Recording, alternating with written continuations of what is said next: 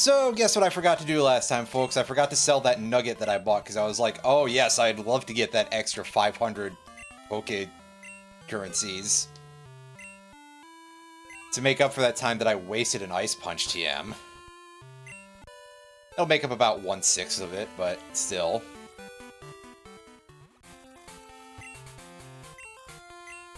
Let's pick these up, because we can give them to Kurt. Well, yeah, but I spent 4,500 buying the nugget, since it was from the dealsman in the underground. I haven't gotten anything in Ekritique yet. I'll be going back there in a second, but I wanted to go pick those up, and I'm kind of thinking it over if I actually do want to go to Kurt, because that's a walk. Yeah, and we are talking about Apricorn Balls in Gen 1, so their level of functionality is... Yeah, No, I said the correct numbers. I purchased the nugget for 4,500, and I sold it back for 5,000, making a 500 profit.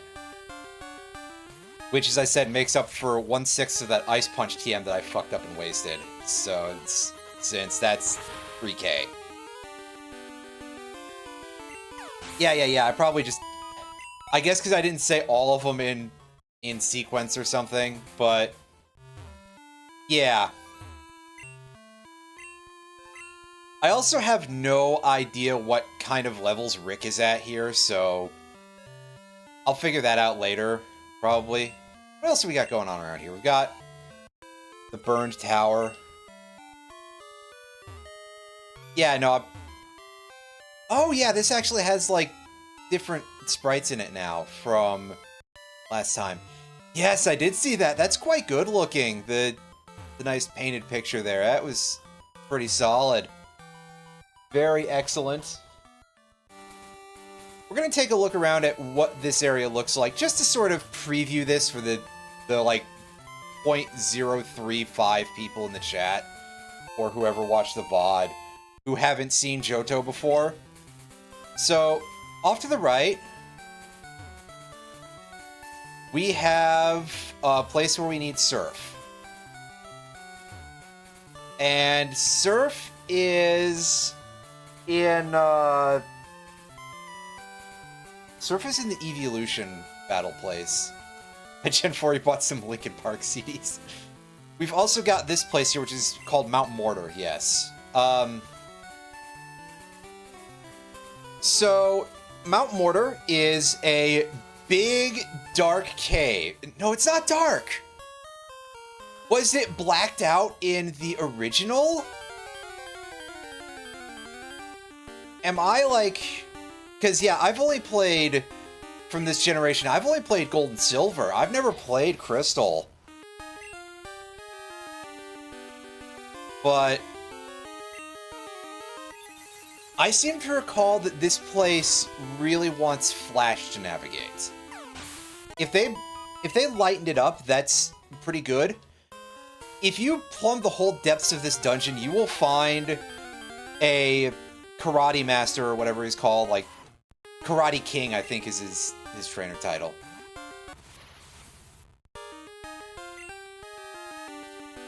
And he coughs up a Tyrogue, which is the baby form of the Hitmon Pokemons, which, you know, fun evolutionary split there. So... Oh god. Murder Kroger, Cheese Kroger, and Milf Kroger. I think all of those sound like fun, but, anyway. I digress. Is here where the... No, there's not. So, there's a bit of a problem with going in here to go find Tyrogue, and first of all, I do not have strength, so I can't do all of this in one go, I assume, right now. And two, you need an empty slot to be able to actually pick up Tyrogue. The guy will not send it to your PC in this game if you don't have space for it. He'll just be like, you can't carry another Pokemon. Which is dumb. It's dumb. Is Mount Mortar a dormant volcano? I do not know. There's probably some actual lore to that, so... Gotcha. Okay, so it's only dark in GS. They improved that. Do you need waterfall to get Tyrogue? I remember seeing that big honking waterfall out there, but... Yeah, so ultimately, this is one of those places that we're probably not going to actually do too much with, other than to shore up some EXP, fight a couple of dudes. Ooh, baby, he's got a Nidoking. That's a good Pokemon. Yeah, I cannot recall exactly when they did that, but it took them a while. Probably just due to, you know, crusty programming and stuff like that. They programmed this in between shifts with the Krusty Krab or something. I don't know where I'm going with this bit. Anyway, yeah, unfortunately for this dude and his Nido bosses, we are using a Psychic type, and Kadabra hits, like, well above its weight class.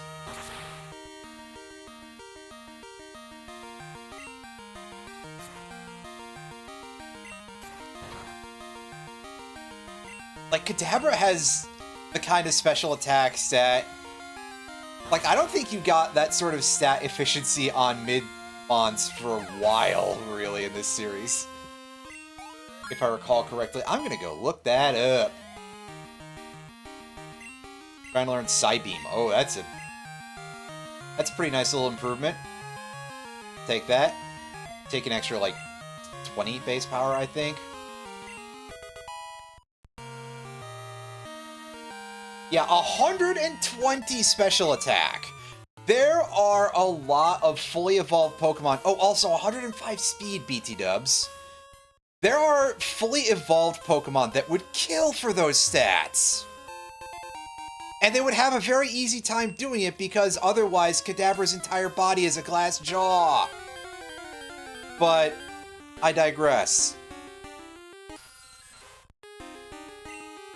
Yeah, Haunter was also kind of a baller in this era. Haunter's, like, main thing, if it had anything going against it in this period, it was that Ghost type was a physical type. Which is kind of one of the stranger type assignments. But I guess it's because Lick was the only move in Gen 1 that had regular attack calculation for the Ghost type.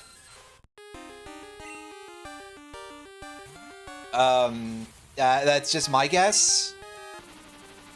I don't know if that's necessarily the case.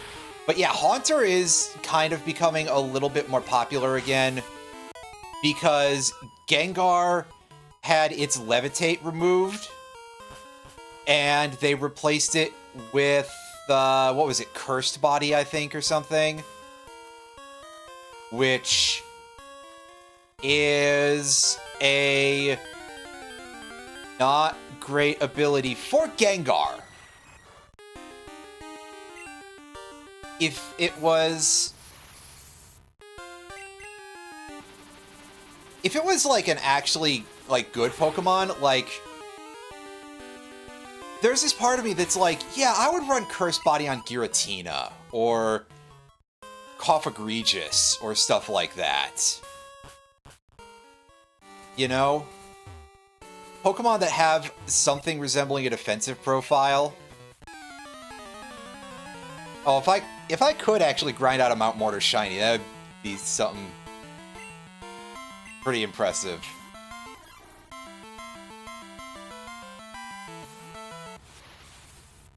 But this guy has a Quillfish, and that thing is going to melt.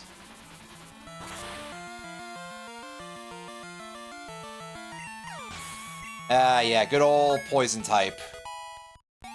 We're still sort of in an era where the Psychic type is kind of overbearing. It's not as disgusting as it was in Generation 1 for a multiplicity of reasons, but not... It's still a little bit viable.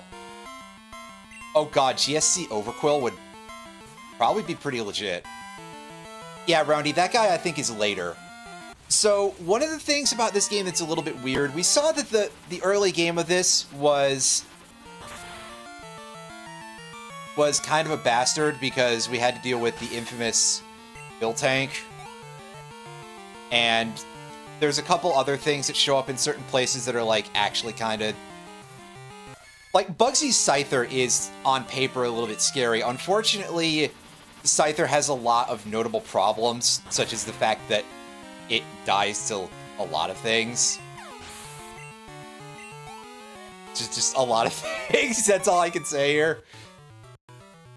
It's a little bit crusty, so he dies to a lot, but if you're not able to get that thing out immediately, that could actually hurt you. Quad weak to rock, but also not exactly a defensive juggernaut in general, so the fact that it already is taking double damage from flying and fire and a couple other things, it ain't having such a good time. Oh, by the way, yes, hi, Bryceolf. I completely ignored you because I got caught up in saying other stuff, you know. Yeah, no, the hikers are definitely pretty large in these generations, that's for sure. And yes, Dark Poison. Dark Poison is one of the best type combinations in the game. And needless to say, it's only been getting better over the past couple of years.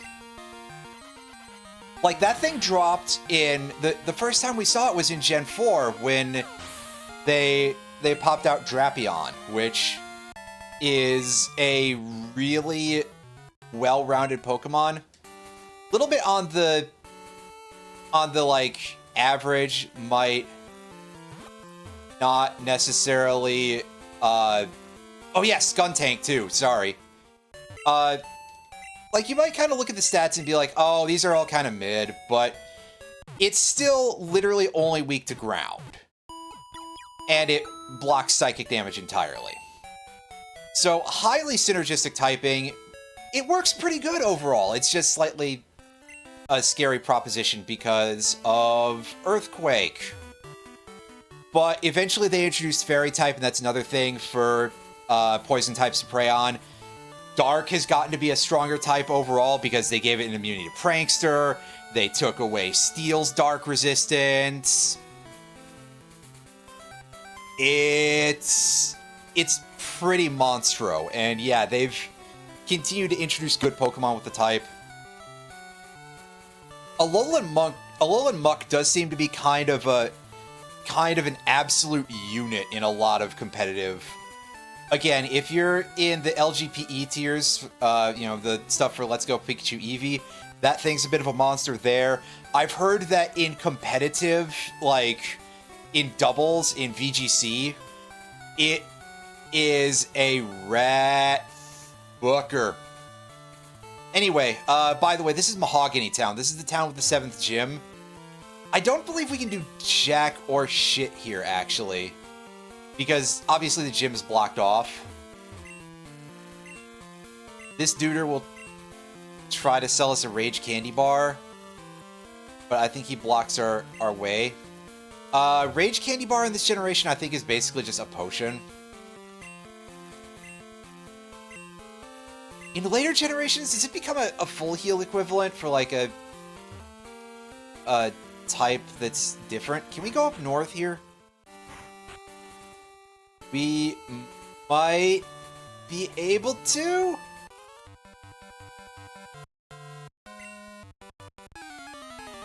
Okay, yeah, Lava Cookie is the full heal. Pardon me.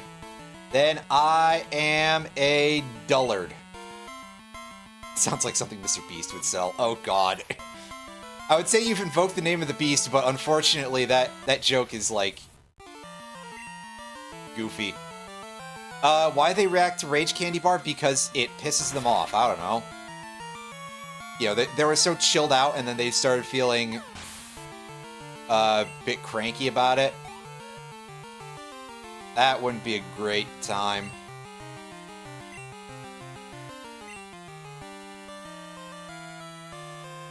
But yeah, so you'll notice that these dudes who are just outside the 7th town are also rocking level 17 Pokemon. Like, alright, Sandslash is pretty cool. I do like Sandslash.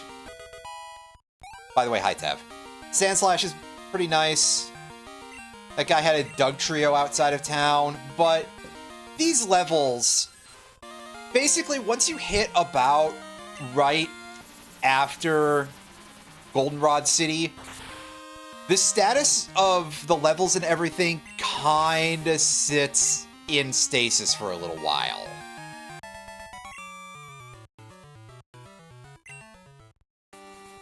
Like, you just get into this period where the levels just suck all around. Oh, hi, Farfetch'd.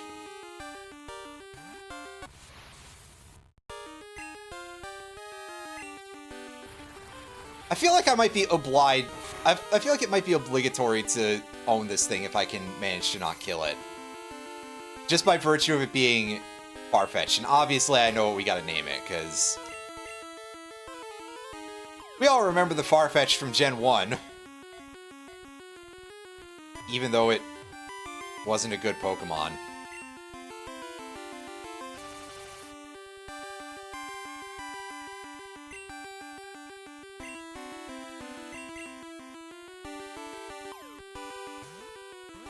Yeah, Unova Darmanitan is one of those Pokemon that I tend to find to be, again, a bit of a Glassjaw type of Pokemon. But also, Unova Zen mode is just kind of weird. But Galar Darmanitan, ooh boy, that thing is a level of design that I'm just like, you actually did this, didn't you? Screw it, I'm throwing the Ultra Ball. Again, this is going in our why the hell not, it's far-fetched, it's funny kind of list of things. Kind of like when we were thinking about catching that Snubble. I wasn't going to probably use Snubble, but it's there. Get in the bag. Get in the bag, the ball, far-fetched. And of course, we're very simply just naming it after the one from Gen 1. It's Ducks. That's right. Do you have it? Oh god, yeah, but like... Hey, is this like a real shop? Oh, he's selling Gyarados out of this thing. You sell... Oh, you sell, like, a bunch of weird crap. Well, I will take these. Because let's have some regular Pokeballs on hand. Yeah, FRLG renamed it Chiding. That I do remember.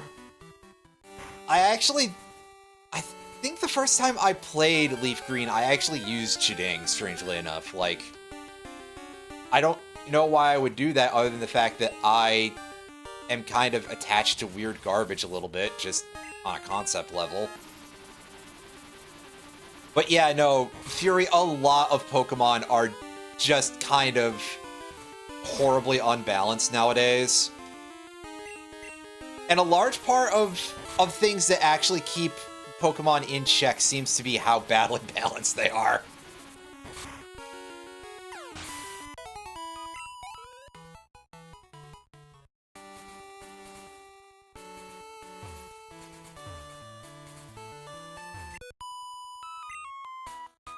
Also, that Raticate did a fucking number on me. Ooh.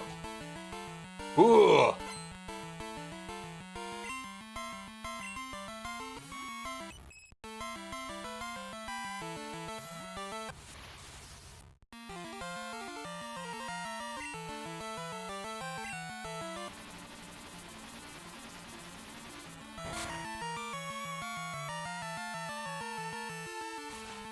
Oh, this might... Yeah, this is gonna take us down. That's a shame. We got some other Pokemons we can level up, and realistically, we're getting at a point where we should, because look at how badly lagging behind a lot of these fellas are.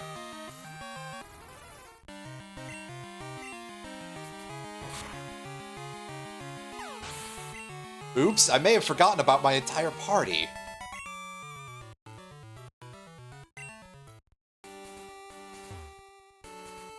It's alright, I was kind of coming out here to get the EXP share. Because once we pick up the red Gyarados, we get the red scale off of it, I believe, and that will let us go get the EXP share from Mr. Pokemon. I wonder if that's his legal name, just like George Pokemon or something.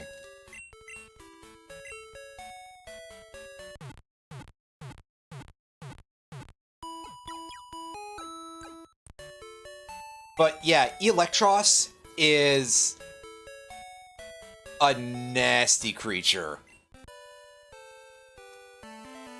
Like, I think its stats are a little bit, like, not well placed, but yes, giving an electric type, a pure electric type Levitate, is some rude shit.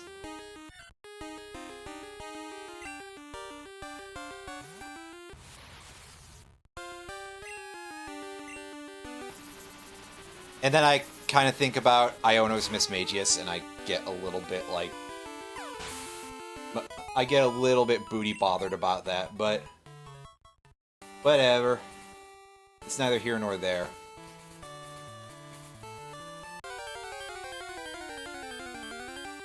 But, yes, like, that seems kind of bad, and then you start looking at how they balanced everything else throughout most of after that period, where, again, as I say, a lot of these Pokemons feel like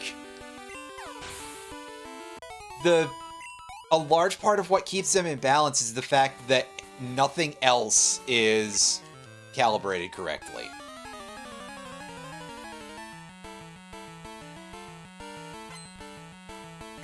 Like, that Ostrich, which...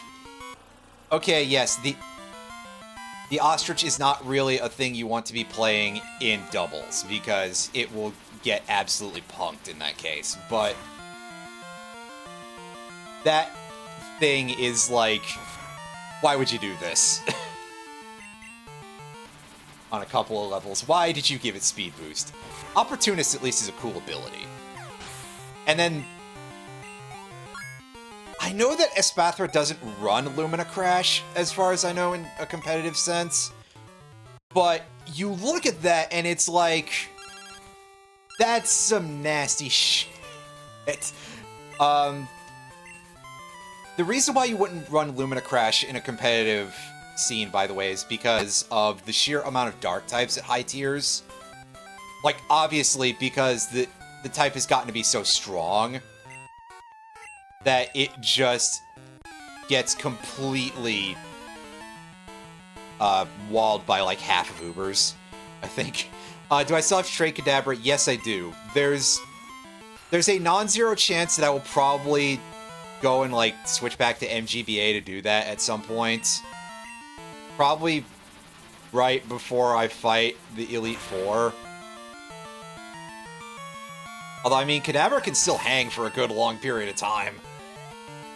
I could probably save that until I'm about to go fight Red.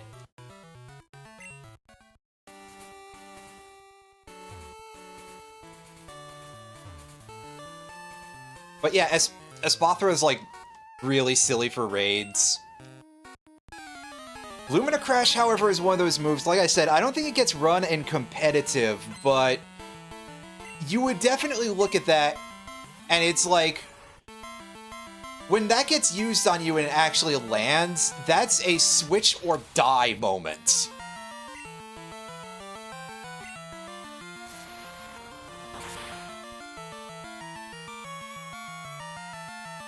And if that was in a type that was, like, not a thing that anything was immune to,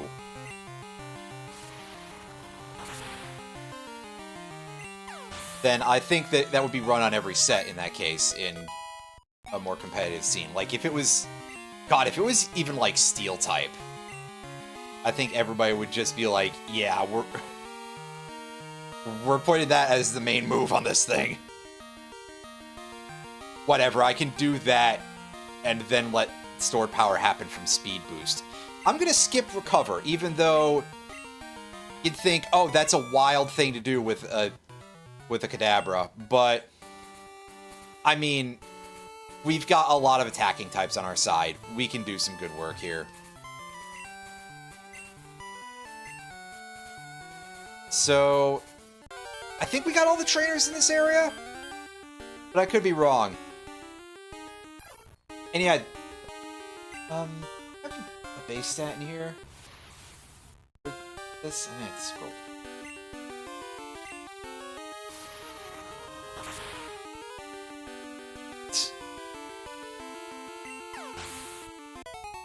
You see, the easy solution to your favorites versus the strongest is to just have your favorites be the strongest in the first place. And yeah, Galarian Darmanitan's base attack is 140, which is truly disgusting. Like, who said that that was okay? Oh yes, there's a lot of Farfetcheds out here that are just all gonna get converted into free EXPs. Or reasonably priced EXPs, anyway. Oh, there is another dude here, okay. Yeah, that one is... Well, I think a lot of this stuff nowadays is kind of a lot, so...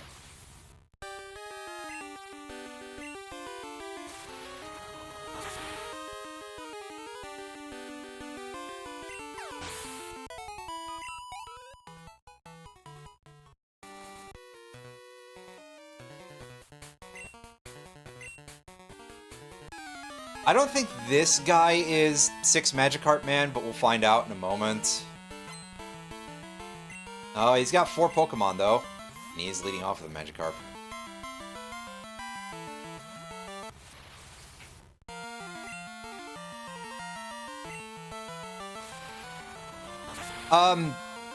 Yeah, I changed this, like, last week or so. I think it was last week. Oh, don't tell me this guy is gonna be... Oh, I was gonna say, don't tell me he's gonna be only 4 Magikarp, man. Come on.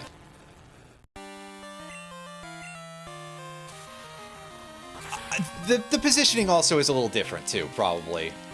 So, that might be having an effect. Not that I usually keep it still all that well anyway. I kind of move around a little bit in my chair a lot when I'm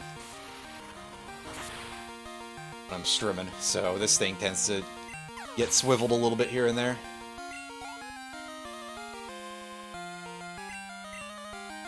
Yeah, can you catch a level 10 Gyarados anywhere in the game? Anywhere in the series? I feel like that is a thing, I just don't remember where.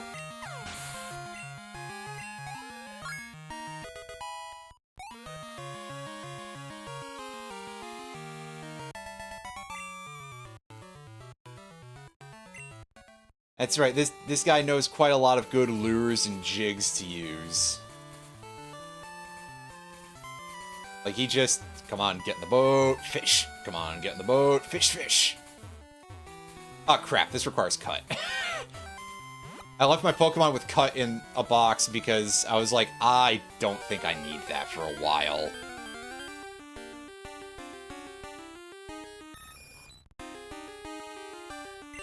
No, but I will do that, elsewise? I can actually do trade emulations with certain emulators. Yes, this is Vanilla Crystal, that is correct. As I mentioned earlier, this is actually my first time playing through Crystal. I've played Gold and Silver, like, billions of years ago. But Crystal... not specifically, for some reason.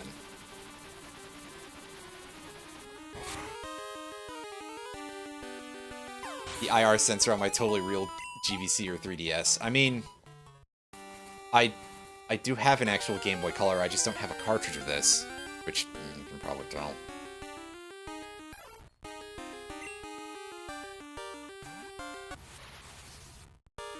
Yeah, that was a thing that was inserted into Legends, I believe? I believe it was Legends.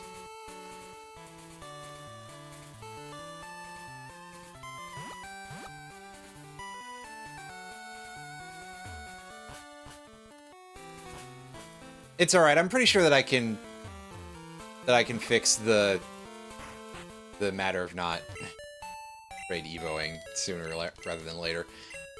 If nothing else, I may just go look for that patch and use that to... Because there's no way it would completely lock me out of getting that evolution, right? And surely they wouldn't fuck with the ROM header. So it would still read the save file. Otherwise, that would be kind of a strange choice. Anyway, I think that I'm definitely going to be high enough level with this Pokemon to take on the upcoming gym, so... Switch back. And yeah. Not likely to be any shiny hunting happening in this, but...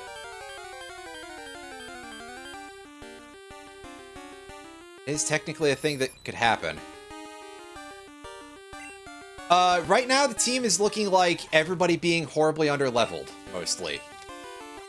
But we've got a Croconaw, who's going to eventually become Feraligatr.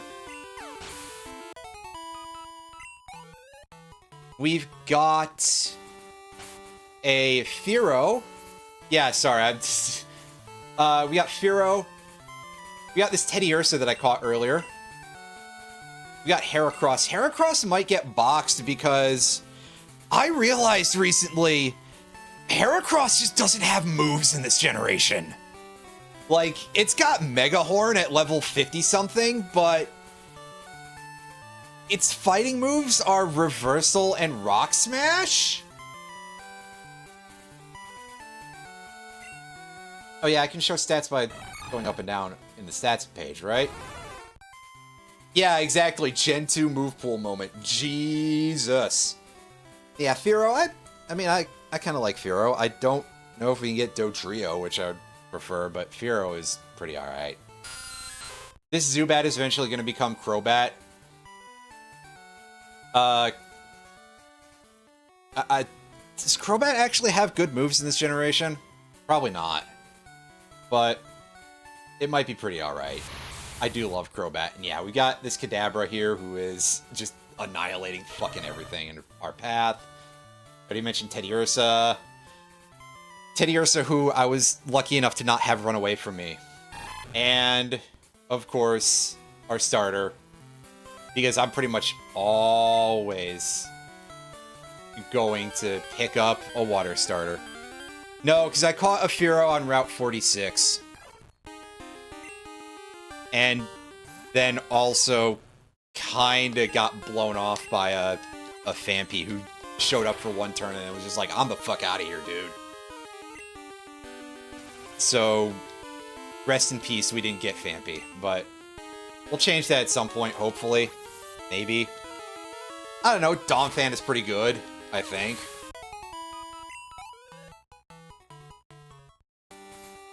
I mean, it's no great Tusk, but like... Come on, let's not hold that against it.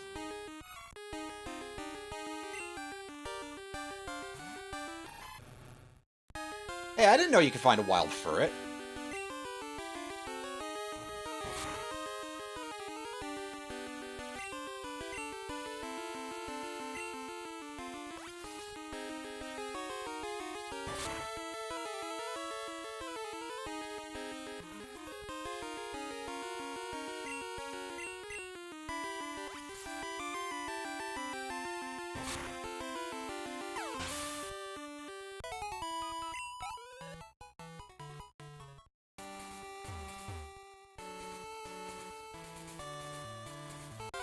So I'm still in a place where I might, like, switch certain Pokemon out for others. But I think Feraligatr is definitively locked, and Kadabra, eventually Zam, is definitely going to be in the party. Fearow has an extremely high likelihood of staying. Ooh, trying to learn Bite. Well, that definitely is a lot better than Rage, that's for sure.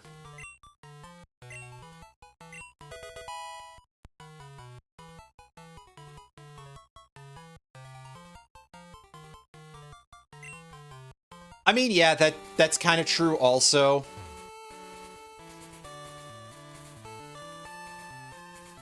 There are definitely a lot of types in this game that you were not having a good time with. Oh, right, we have to have Surf in order to do this, so we can't just EXP share it. Never can't get the EXP share yet. Never mind. I'm being silly. I have no idea why I thought we could fight this without Surf, but yeah. I think we can headbutt trees out here and get Execute. If we're feeling like using Executor, who is less good in this generation.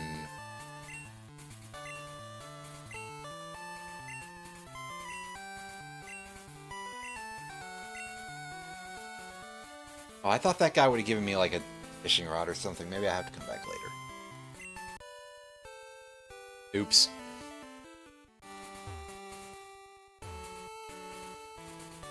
Water and electric? Now I've seen everything. Indeed. Lantern is pretty fun.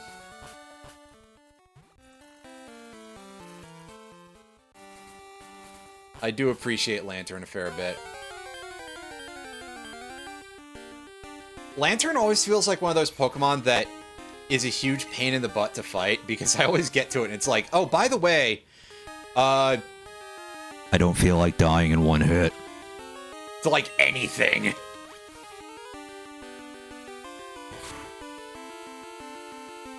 I don't know if its defenses are actually that good, I just feel like I've always had that going on.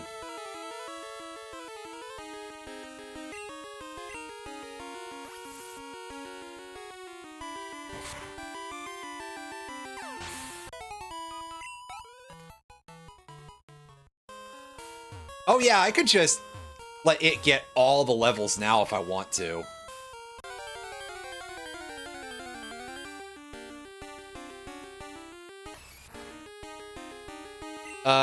Jolteon is okay. The big thing that it always has for it is still its speed.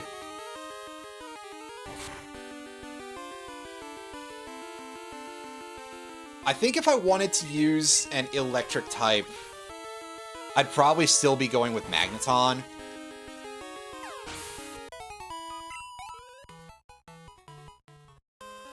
I do enjoy a little bit of Magneton. Oh yeah, Jolteon in a rando, if Jolteon gets a moveset, that thing is kind of a boss. Tragically, I don't feel like randomizers usually do the same thing for Flareon, but you know. First generation to make Jolteon not suck. Depends on the context, because in Gen 1, Jolteon was, like, actually very good for reasons of, like, especially if you're in competitive, where it has a moveset that is good enough at all times, and it abuses the fact that it's, like, one of the fastest Pokemon in the game to pretty good effect. I don't know if it even runs Pin Missile, but that's the one that you'd think, oh yeah, Gen 1, Jolteon? I gotta be running Pin Missile! I know it usually uses Double Kick and T-Bolt and stuff like that. Flareon is still, like, in really bad shape. Flareon does not have, like, anything. What's always sad for it is that people are like, oh yeah, it's got all these things that it could use, like, oh yeah, if you give it Flare Blitz. And then they gave it Flare Blitz, and it was still not good.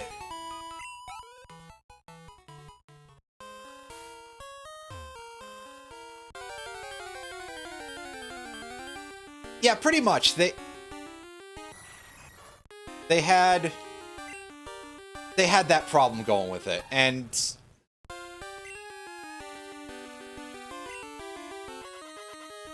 now I think there's people who are like, oh yeah, if you give it Sacred Fire, bruh, they gave Sacred Fire to Entei, which is what was outperforming Flareon every single time anyway. That's not gonna do it. You've got to give it, like, a signature move of some kind that's, like, I don't know, Fire-type Extreme Speed.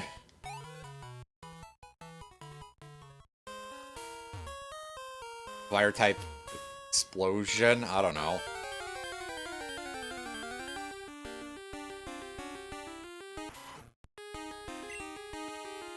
Tombstoner? Yes! Oh, Tombstoner. Oh, hell yeah.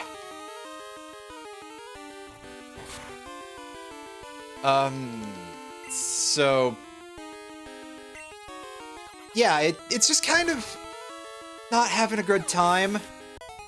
That attack stat looks pretty beefy, and then you realize, oh, that's kind of normal nowadays.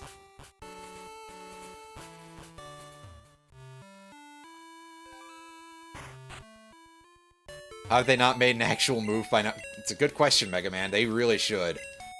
We know how much they love memes, and more importantly, how much they love Kanto flashbacks, callbacks. That would be intense. That would be a great time. I would run Tombstoner on every Pokemon that could use it.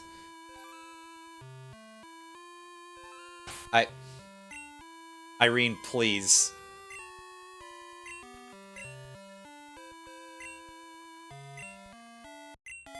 Alright, so let's put our bat up front, who's still called Supersonic, because that was the best nickname I could come up with at the time. It's just like, hey, yeah, you know that one thing this thing does?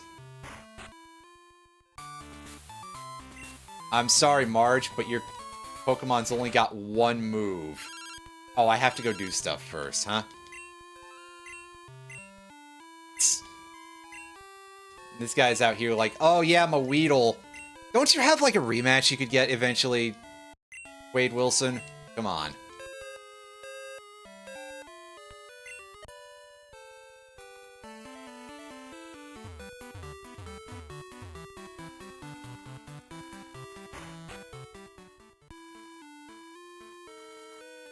Oh hey, here's Eusine. Eusine? I don't know how to pronounce this dude's name, but he's got a very generic overworld sprite, but he is an important plot guy.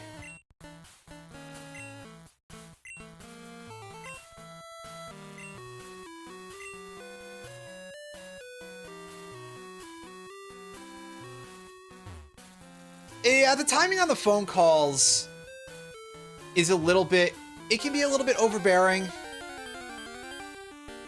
I think it's less worse than... there I go again saying that word order. Than in Gen 3, in my opinion. But... Metal Gear! Yeah. Because at bare minimum, while they do interrupt you after a lot of battles, it's not like they call you at random intervals quite so much.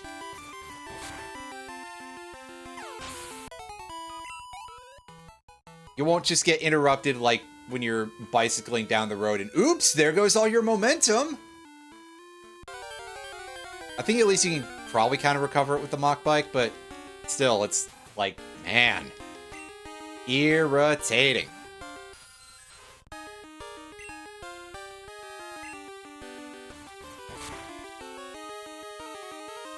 But yeah, it would also be nice to switch off all the calls that, like, don't matter. Get a shiny coffee in here like Chugga Conroy. Well, if only I could actually transfer that up to, like, later cartridges. I would love that. I do not have a Soothe Bell on Zubat because I haven't seen one yet. So, a little bit hard to do that. Unfortunately.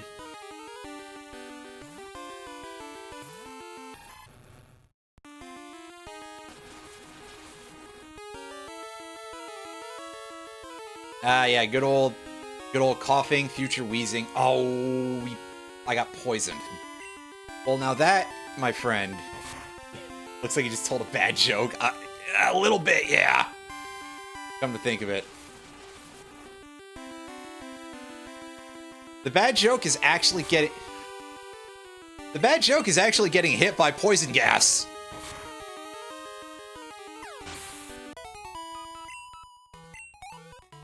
Don't y'all love 55% accurate poison gas? Fuck this, I'm walking back to the Pokemon Center.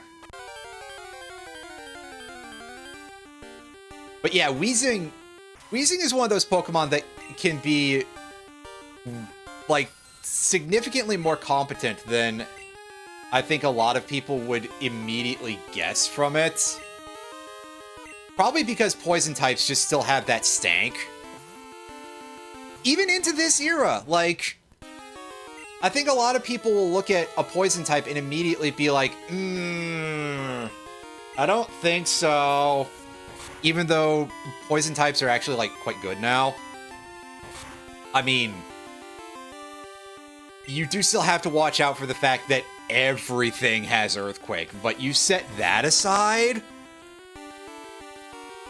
poison types have gotten, like, some actually really good rapport in the most recent generations. I think that poison types have really gotten, like, there's a lot to love about them, especially nowadays, I guess is the thing I'm trying to say here. Like, they were pretty good once not everything literally had multiple psychic type moves. But they started getting to be pretty good, especially around generations 5 going forward. I think Poison Jab was introduced in Gen 4, but Gen 5 is when you started having, well, first of all, you started having good bug types, because you had Scolipede. And, I mean, obviously you had Volcarona too, but Scolipede was actually Poison type, so it was there to sort of be a bit of a booster, and then Fairy type came along, and it's like, wow, you mean this type is actually really good?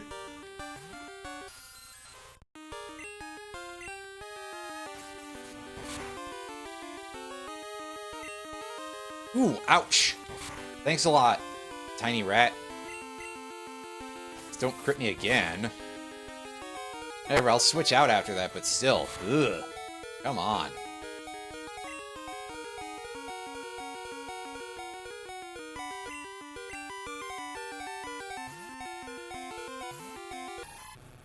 Oh yeah, Petron's is actually good, right?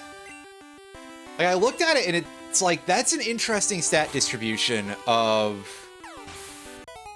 being slightly funky. But I guess part of it also is that it has stuff related to toxic poisoning people, which is a very, very much better status effect than it used to be considered, as far as I know. At least in competitive stuff. Like, yeah, obviously, Toxic is always highly capable in a lot of situations, but I think that a lot of the time, Toxic had this very specific vibe around it of, that's nice, but it's not burn, it's not sleep, it's not freeze, and it's not even paralyze. So, unfortunately, it's coming in 5th in a 6-man race, and half of the status effect gets wiped when they switch.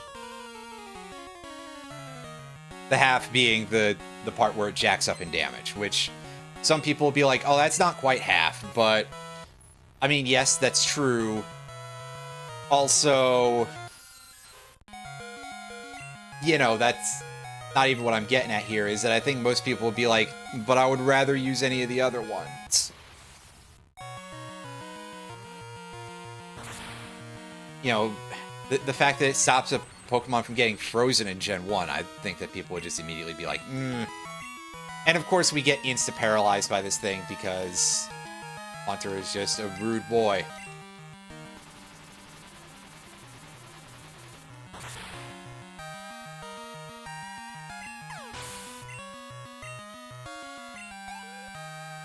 But yeah, Sneasler is kind of ridiculous, and by kind of, I mean, you mean to tell me they seriously looked at that and were like, yeah, this is good, ship it. Which is something that I can say about, like, so many Pokemon, but that one is special. Like, wow, can you imagine if Tri-Attack had a 50% chance to status?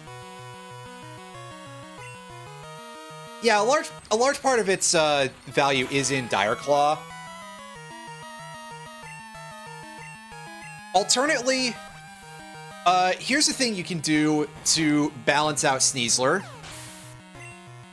And it's kind of stupid, but, you know, this is just like my opinion, man. Is you make a Psychic-type priority move. Like, you just make Psychic Quick Attack and you stick it on a couple of Pokemon. It would have to be not a signature move, because if it's just like, oh yeah, we just gave this to Espeon or something, then all you've done is you've jacked the usage for Espeon way up through the roof. Cool. Good job. I'm so glad that this metagame now suddenly revolves around, this theoretical metagame now suddenly revolves around 3 Pokemon instead of 2. The other one, of course, being Urshifu, but, you know, whole other thing here. But yeah, because that would just evaporate Sneasler on contact. And Psychic is also not a completely worthless attack type, in my opinion. It's got its uses, it's important at times. A little bit.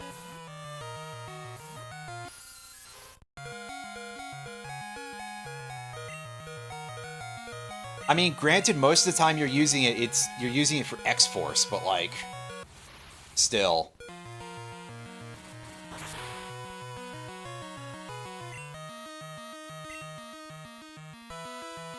I mean, yeah, that's a potential option too.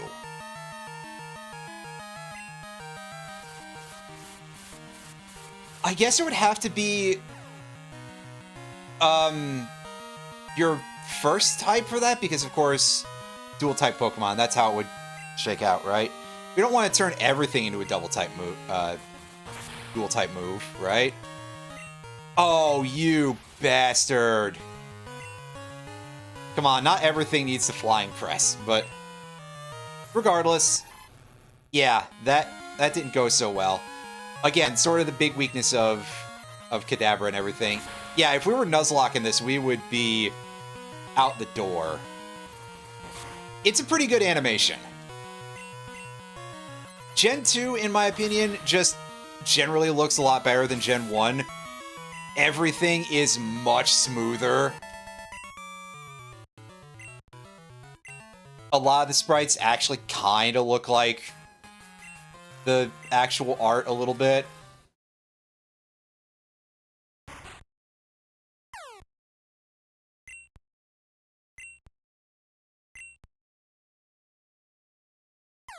Wow, okay, Knuckles. Relax. Yeah, Gen 1 is kind of crusty, but I have a certain, like, still affection for Gen 1, obviously, and of course there's a certain degree of, like... What?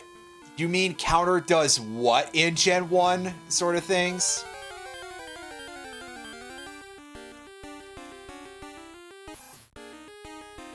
Gen 1 counter, for those of you who are not, like, aware of the sheer amount of stupid shit that counter can do in Gen 1, is something to behold.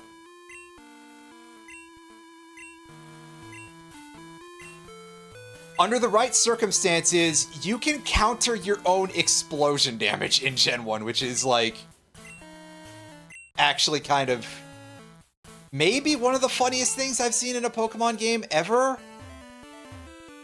Oh yeah, we need strength to do that, and I don't know where HM04 is. I'm gonna have to find that before I go and fight Chuck.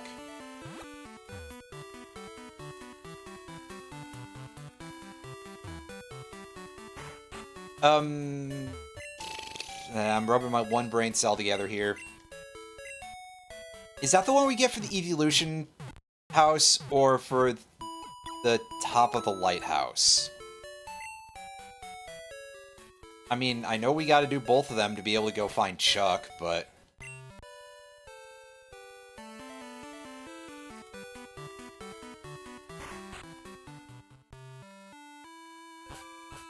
I guess I'll deal with that in a few. Oh yeah, there would be a sign outside of the place. I went in the wrong building. Let's go out this way. There's different music.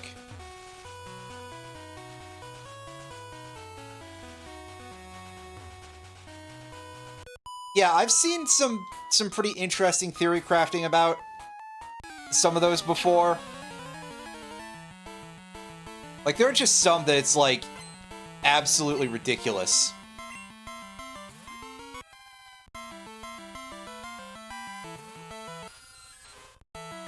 One that I've seen cited before as being it would be particularly good in Gen 1 was Regice.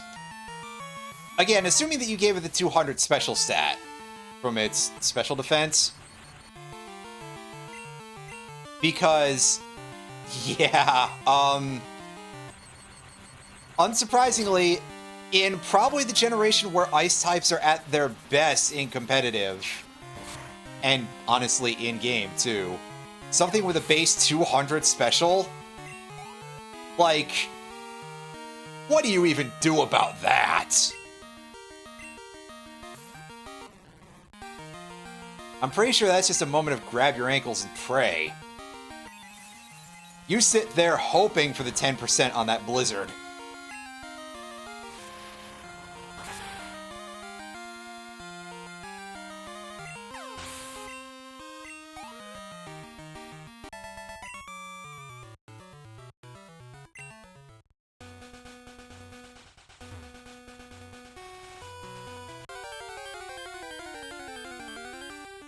See what we got out here. There's a couple interesting Pokemon. Oh, hey, there's Magnemite.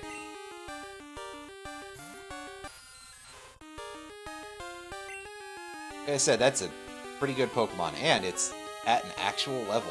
Alright. Can we not one-shot? I don't think we'll one-shot this thing with Water Gun. It'll be fine. Oh, we're gonna get Supersonic, of course. Ah, yes, I love to be in a position of stop hitting yourself, stop hitting yourself, stop hitting yourself.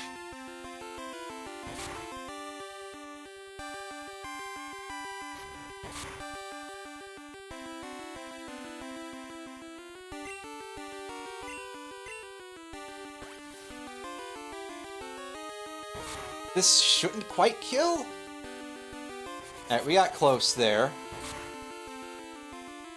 This would be a good time for us to have that fastball, because I think it works on Magnemite, but regardless, just throw a regular Pokeball at it.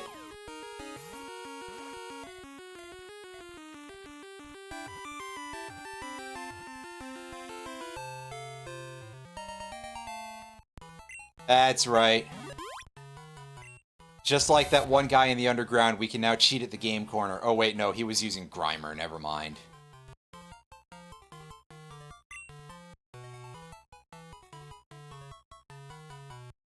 Okay, yeah, so that'll fit. Neodymium. We all have a good magnet here. For some reason, it's Voltorb for its icon. But that'll be going into our party, I think, in place of Cool Bug, because as much as Cool Bug is a cool bug, it does not have moves in this generation, unfortunately, so... yes, I love to click Horn Attack. I mean, I guess it would be useful in-game, but, like... I picked it up because I thought that thing would actually be a contributor to, a certain boss. That being Whitney, but it literally did nothing in that fight, I'm pretty sure.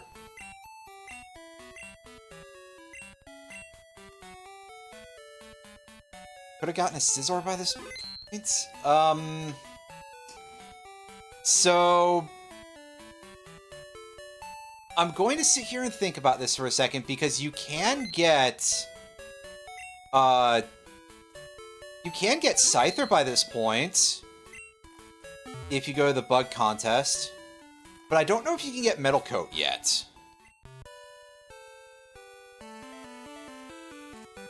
But aside from that, that is in the area of not being wrong. In the area of not being wrong, yes. Okay, so this is the place we gotta go to in order to go fight some Eevees.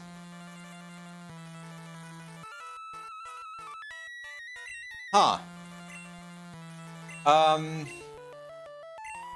Where can you get Thief before this point? Because isn't that a thing that's in the Rocket story?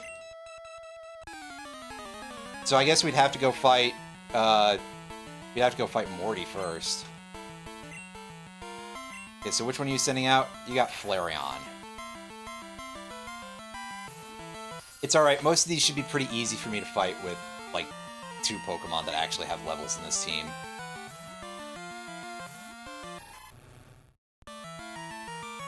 That's right, everybody, it's the Pokemon that dies when you ever just so much as look at it. And I pressed the wrong button for optimal looking at it, but oh well. It flinched.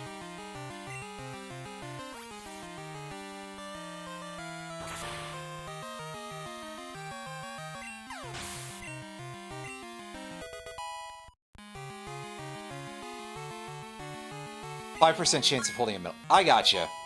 So, yeah, I think I can get that right about this time. Provided that I'm able to get Thief this early, which I don't believe I am.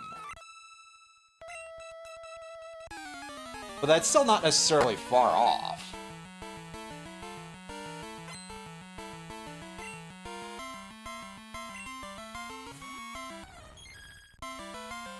Alright, so Espeon, once again, is a not ideal fight for a Zubat. That's a good way for us to get fucking murdered.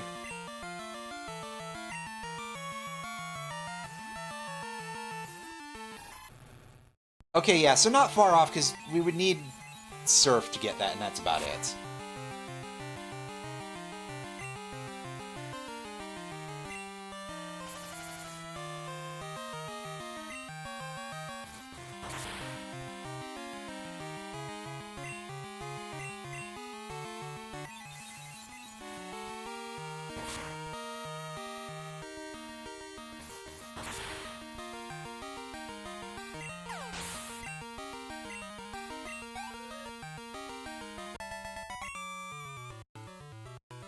Yeah, true. I could pretty much set that up.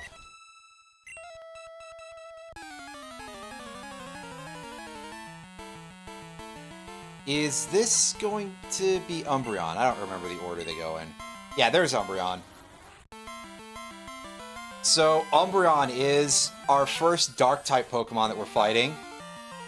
And to deal with that, we need Bug or Fighting moves to hit it super effectively, and we don't that. We can, however, just damage it the regular way.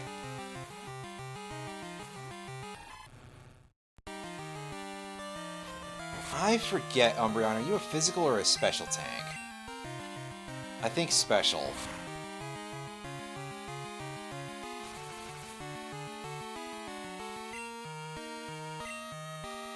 Yeah, I mean, we could do that.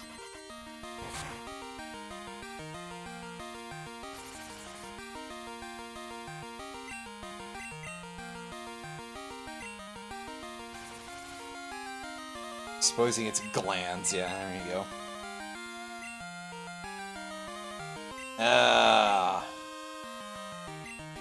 Two sand attacks, so landing a hit is a pain in the butt. There we go. And can we flinch you for maximum me taking less damage? Switch to water guns. There we go. Yay! Yay! We beat this thing.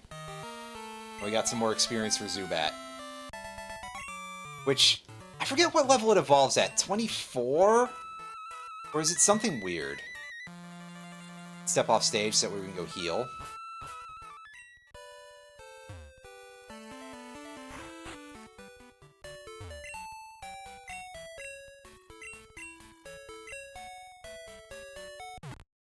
That's the wrong Pokemon, sir.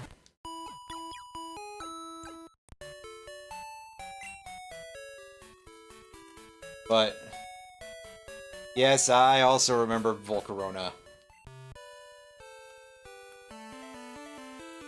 taking like a million years to evolve for some reason. Level 22, okay. 2%, not 5%. I mean, honestly, if it's just grind stealing them, that's less bad than it sounds. As long as they're not the local rare encounter.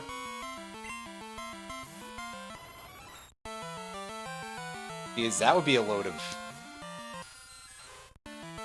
not great. Well, here's Jolteon, who is probably going to be baited into doing an electric move, because I open with... yeah. So switching to Vector, not the play. But switching to this fella... I mean, we got a 10 level advantage. We outspeed. We may even one-shot this. Not quite. Not quite.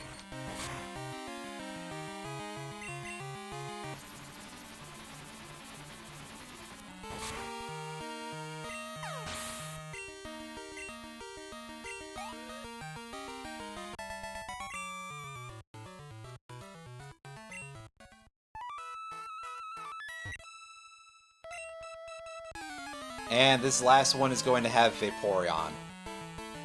Surely. We fought all four of the other evolutions, so if it doesn't have Vaporeon...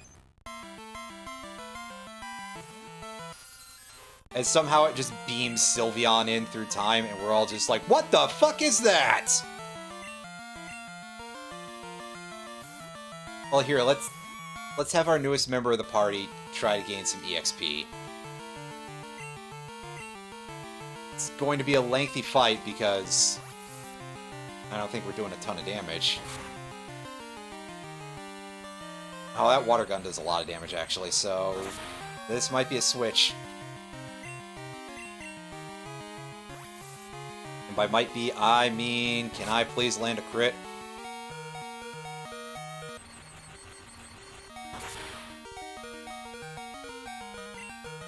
Unfortunately, no. But seeing as how I would like to not split my EXP between 3 Pokemon,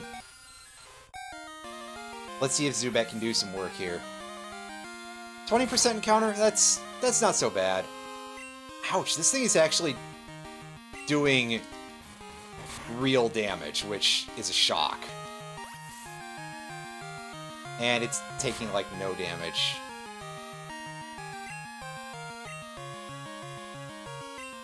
And we failed to land our Desperation Supersonic.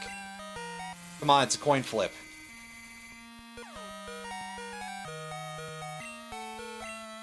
Alright, now come on, self-destruct. Ish. Yeah, no, it's spelled correctly. It's just a very weird word that most Most folks wouldn't have to spend under most circumstances. Hooray! We cheesed it! I don't think we should have gotten away with that with no deaths by any rights, but I digress.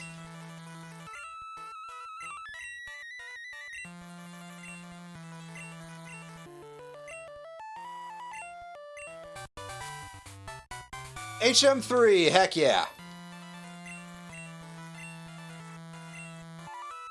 So I guess strength is at the top of the lighthouse?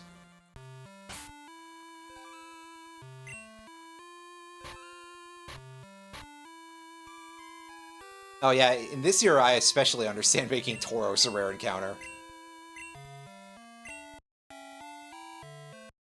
Like, hoo boy!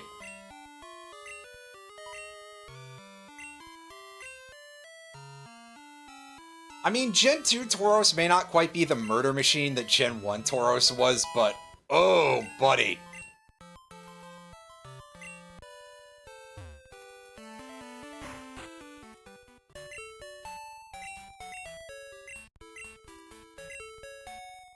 That and Miltank. Miltank is a kind of irritating Pokemon to deal with as well. They buffed Snubble's encounter rate in this game. I did actually see one earlier, so... By earlier, I mean yesterday. So at least they do exist.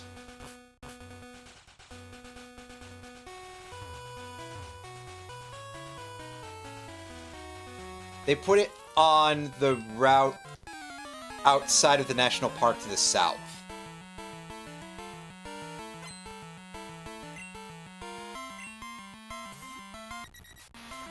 Oh hey, it's Doduo. This guy's talking about his Pokemon taking wing, and now he's got a Doduo. A Pokemon that not only is based on flightless birds, but also, very pointedly, does not have wings.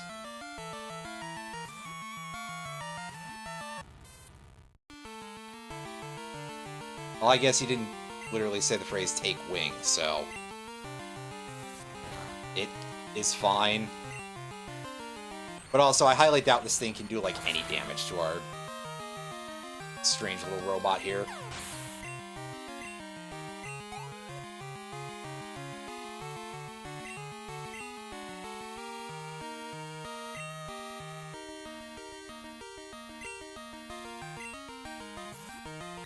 I don't know, maybe it suddenly pulls out fire breath. Or dirt. I don't know.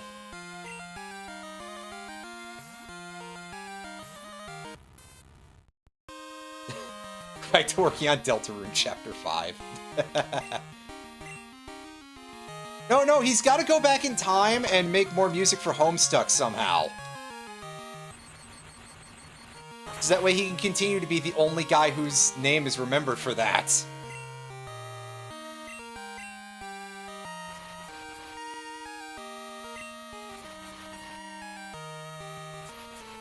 I mean, granted, I don't think the actual author's name of that should be remembered, but that's a whole other story. Ouch! Yeah, see, that guy got me with... He did a ton of damage to me just by virtue of the fact that he landed like 800 hits with that Fury attack.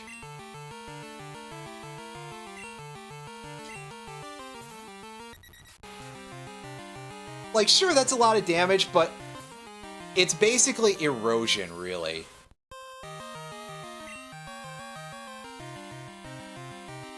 Not a character in the end. That's right.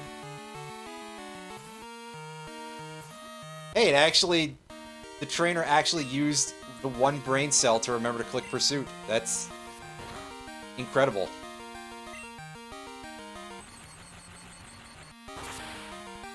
I don't know if I've ever been got by a trainer's Pursuit up to this point.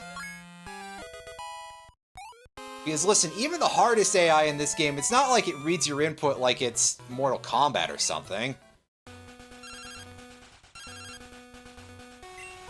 Ease off there, Wade.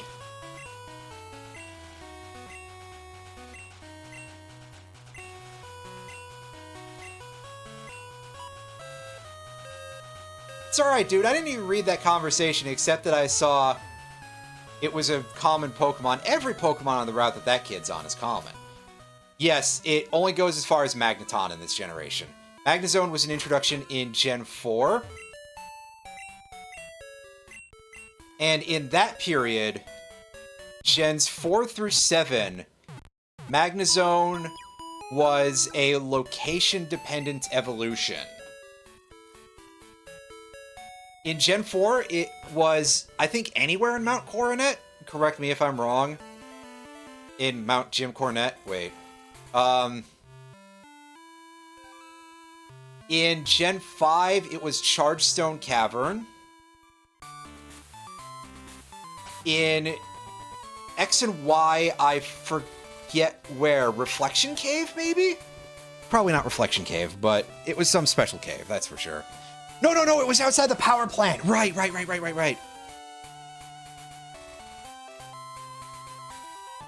Gen 7, it was Vast Pony Canyon. In in Omega Ruby and Alpha Sapphire, though, I do not fucking remember where at all. Like, my brain is drawing the blankest of blanks here. Yamask using a Duskstone in Gen 10. For Galarian Yamask, quite possibly. But don't quote me on that. Oh yeah, New Marvel will make sense because that's a power plant-ish location.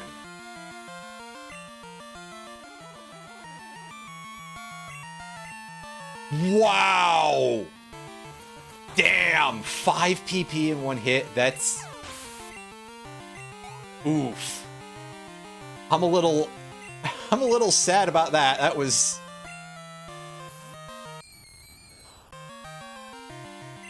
like, I didn't even know it could do that much. Well, thanks a fucking lot, Riker. And again, ooh. Gonna have to switch out eventually so that way I can actually fight all these things. Wow. This is the biggest jerk trainer that I've fought in a while. But yeah, location evolutions has since been changed over to using stones.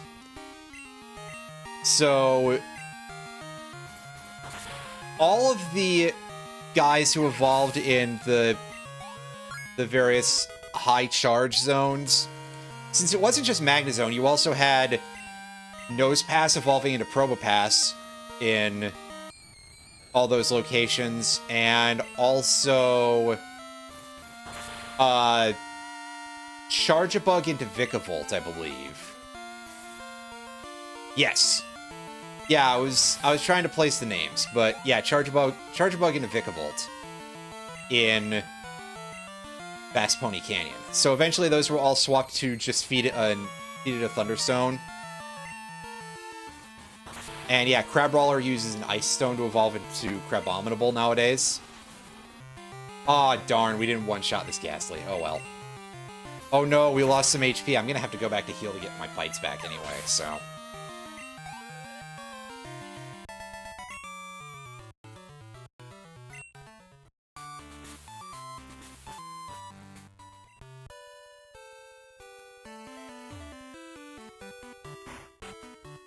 Ah, yes, I do love it when I walk up to something and somebody has no win conditions except for, like, a pile of 30 counter spells or something.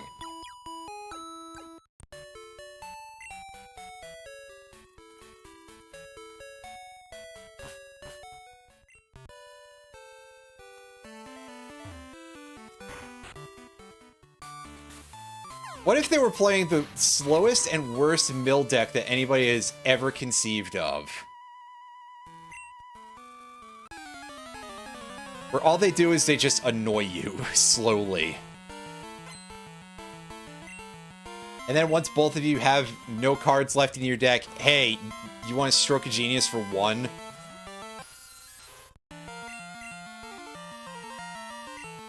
Oh, you're doing that a little too fast there, Buster. Why don't you pump the brakes a little bit? Although I think the AI misunderstood why that didn't work. Just like, oh, is it immune to... I may as well do something else instead. Hey, it used ghost-type self-destruct. I mean, it curse. That's not literally ghost-type self-destruct. Game fucking cheats. I believe it, dude.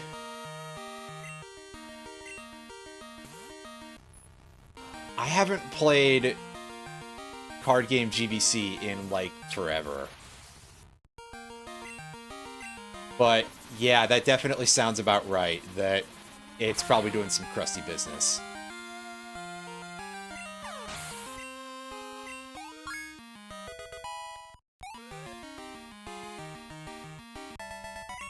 But also, that's definitely the era of TCG that I kind of remember the most fondly. Even though the deck type that I would be using for that is a little bit on the rude side. Of basically just trying to do stuff with the old Aerodactyl. For those of you who don't 100% remember Aerodactyl back in the Fossil era, it prevented your opponent's Pokemon from evolving.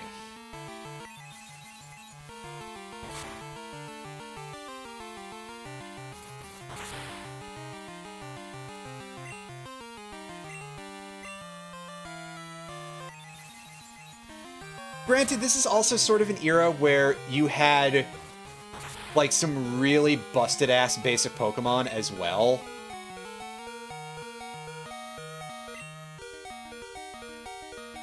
Oh, God. Oh, I do remember discussion about Night March back in the XY era. That is, see, there's this part of me that kind of wants to be like, ah, yes, the Eldritch of Pokemon TCG, which... Wow, he just self-destructed himself, basically. Okay.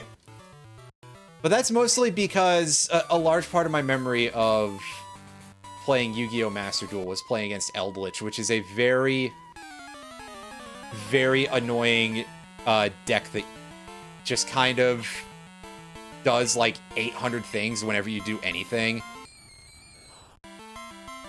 It's not fun to play against, even aside from like, oh, is this a good deck? Am I gonna win or lose to it no matter what? Who fucking cares? You just don't want to play against it because it sucks. It sucks and it's bad and it's annoying. But yeah, at least Night March is like an actual deck too, so yeah. It's just like, hey, there's a real combo here that doesn't feel like the other guy is just masturbating in public.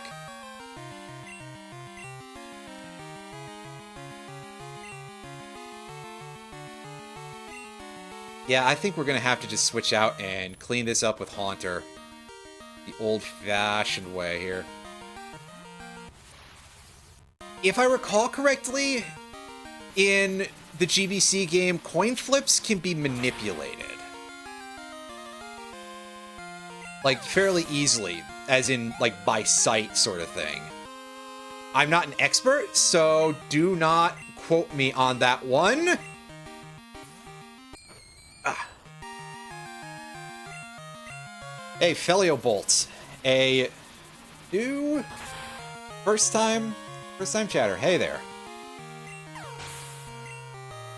So yeah, assuming that what I just said is correct about TCG GBC, I guess that one what's it? Ninetales would be kind of good. But if I'm wrong, it happens.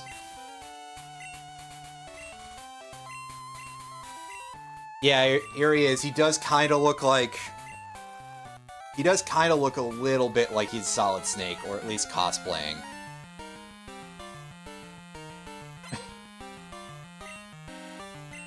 Oh, crud, I forgot to switch out from having Zubat up at the front. Well, whatever.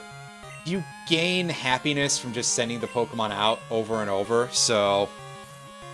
Hey, a little extra happiness. That'll get us a little bit closer to... our hopefully just getting Crobat at level 25 or less.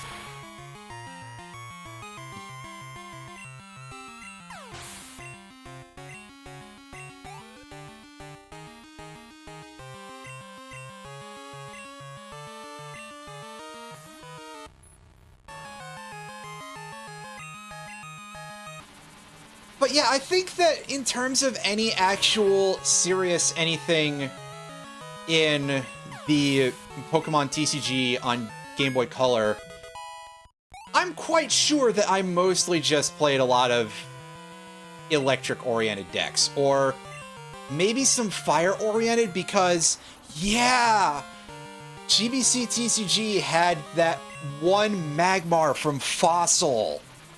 The one that had the attack that can just make your attacks completely useless the next turn. I played against that in one round, and I got completely shafted by bad coin flips on that thing, and I was just like, well, you know what? I'm gonna just build that deck now and play that in that. So, yes. Oh, Retro, you got that in... I was gonna say, if that's the thing you got in paper, that's gotta be worth something nowadays, because... Yeah, I'm pretty sure most, if not all, like, old Pokemon cards are of some value nowadays, which is kind of a shame, because there's a lot of stuff that I would love to have just for reasons of, like, hey, yeah, it'd be cool to have this hanging out on the shelf. Like, I think there were a couple of pretty cool Donphan cards. I like Donphan quite a bit. And some other dudes. Yeah, we got Shadow Ball. Shadow Ball is a move that's a little bit weird in this generation because it's physical damage, because Ghost type was physical up until Gen 4. For reasons that are always cited as a little bit weird.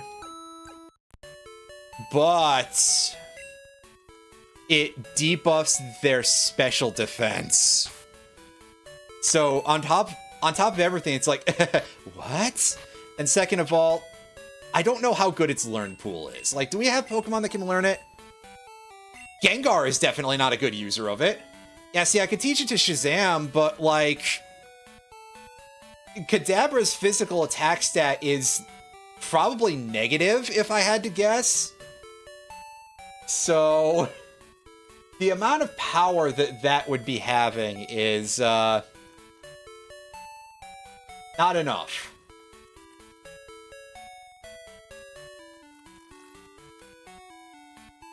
If they had implemented a physical attack oriented Ghost in this generation, then Shadow Ball would indeed kind of be like, oh, this is a spectacular amount of...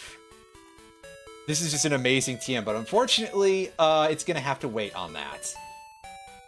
I think Gen 3 we get Bayonet, who is our first actual physically oriented Ghost. I mean, yeah, we get Bayonet in Gen 3, I remember that, but, yeah. Best user of Shadow Ball is Tauros. It can learn Shadow Ball? That's actually legit. I'm so happy about that. Because, yeah, Tauros getting, like, every special attack is kind of fantastic. I mean, Tauros, just in general, is, like, just absolute king shit of fuck mountain. If they had given its special stat from Gen 1 to special attack instead of special defense, I feel like Tauros would still have been, like, the absolute prince of the game until, like, Gen 4 at least. I mean, it's still pretty decent. It wouldn't have beaten Snorlax in Gen 2, mind you, but, like, damn, would have been good. But yeah, I just want to briefly show off that, yes, indeed. We got Elemental Punch and Psybeam on Shazam, and that's as much as we need. Recover, and we'll be fine. Oh, Snorlax got Shadow Ball. Ooh, that's fun. Vector's got a move pool that's, like, decently built now. I just have to get around to a point where I upgrade Bite and Headbutt. I don't really need so much anymore. You're the newest member of the team here, Magnemite. You got jack nothing for the time being. Kazooie, eventually Fearow is going to gain some levels and probably gain some moves. I don't remember how varied Fearow's move pool actually is in this generation. Oh god, yeah, Shadow Ball... If Shadow Ball existed in Gen 1, Tauros would have that, and it would probably get kicked upstairs from OU in the competitive zone. Like... I feel like that might be considered too oppressive. I obviously have to level up Teddiursa a lot. I'll get there eventually, I swear. Once I evolve Zubat into Golbat. Oh yeah, Fearow does get Drill Peck. That is correct. For some reason, my brain was like, oh, isn't that just Dodrio? It is not just Dodrio.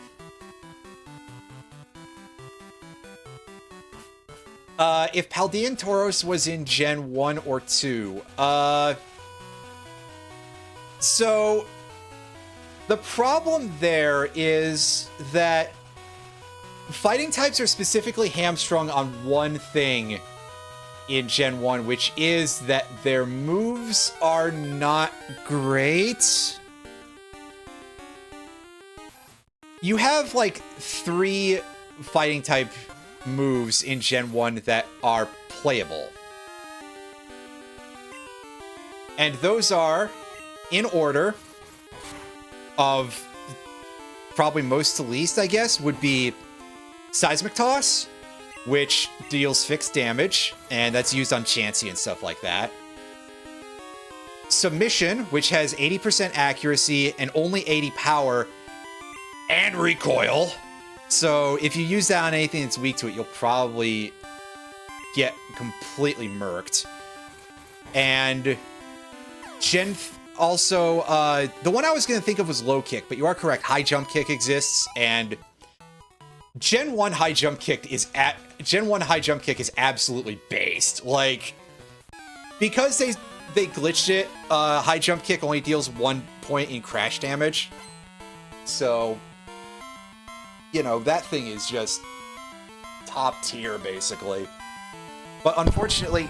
Oh god, I'm sorry, I just whacked my entire mic arm with my elbow. That probably was, like, a horrible sound.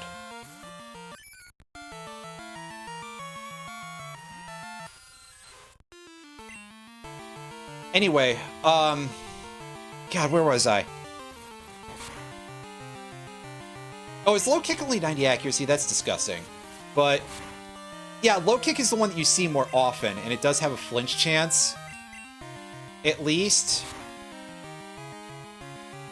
But yeah, High Jump Kick is on one Pokemon, and Hitmonlee is not exactly a well-respected Pokemon in Gen 1.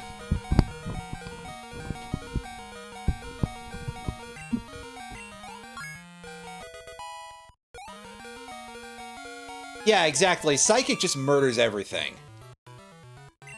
So, you take all of that info, and Paldean Tauros in Gen 1 would just be worse than regular Tauros, unless they brought it over a real move.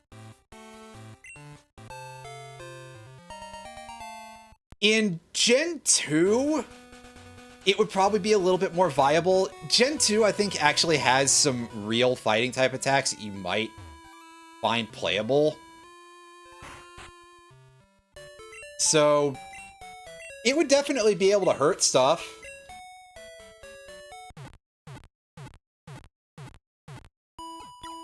I don't know if it would be the best, but... yeah, it would give Snorlax some issues. So, it would kind of turn into, like... it'd probably end up being, like, the second Mon in OU in terms of usage as a consequence, but that's about as much as I can say. Anyway, Wade did actually call...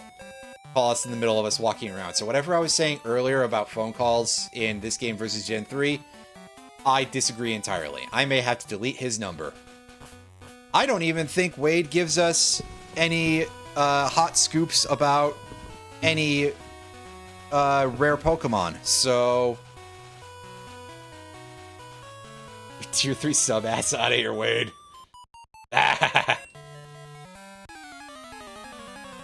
You know, I have Surf. I should be going and getting that EXP share.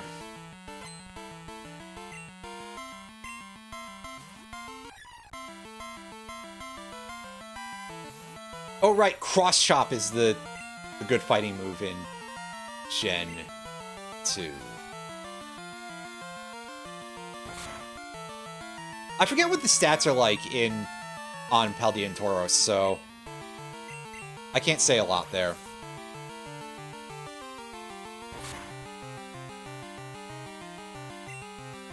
Oh, is that another place where I can get the EXP share? Because I know you can get it from Red Scale, but is there another one from Healing the Cow?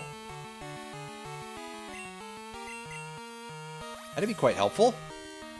Special would only be 70. I mean, yeah, but so is regular Tauros. The problem is that it would be weak to that one type now, so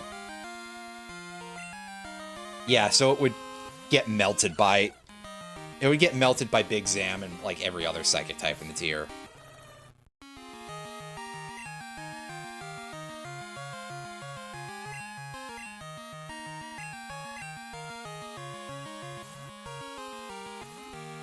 And obviously, like, Gen 1 has enough psychic types that are just absolutely disgusting. I mean, again, just using competitive Pokemon for maximum sweat, and it is kind of hot in here, so I am sweating a little bit, but I think most of that is because my PC is, well, doing anything that is of any remote amount of impact. So yeah, the big three psychic types in Gen 1 in terms of competitive stuff, not counting Mewtwo and everybody like that, is you've got Exeggutor, you've got Starmie, and you've got Alakazam, which I already mentioned. MGBA, no, it's probably the streaming, or like me just not shutting anything else off. Maybe MGBA, but we're on Sane Boy, so at least that's nicer. Oh yeah, I also forgot about Jinx and Slowbro for some reason, which is kind of goofy because I do enjoy Slowbro, and well, Jinx haunts my nightmares, but that's a whole other conversation. So yeah, there's a lot of really grotesquely good psychic types in Gen 1.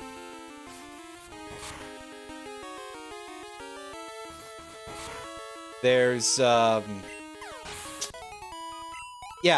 I mean, I guess Exeggutor you might have a little better of a time with Paldean Tauros compared to the others, but you would still just absolutely fucking die. And of course, all of them would just hilariously murder you. But mostly, if in that case, it would be because of, oh, goddamn, what am I doing here? I forgot. I'm sorry. My brain switched off a little bit. I want to go back to the other place. Yeah, Hypno is UU. Hypno sometimes shows up in OU. I think I've seen Hypno go into Ubers a couple of times and just, like, even though paraflinching is a bad strategy in Gen 1, it can do it.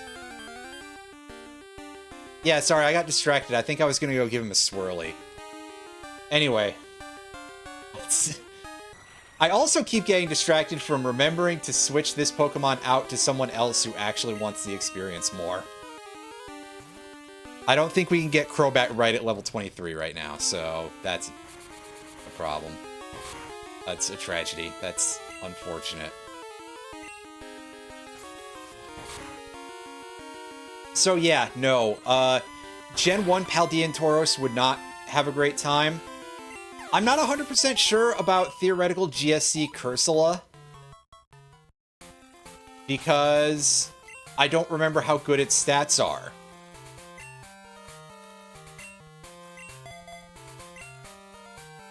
But I guess at least it would be another ghost type. Alright, later, Retro.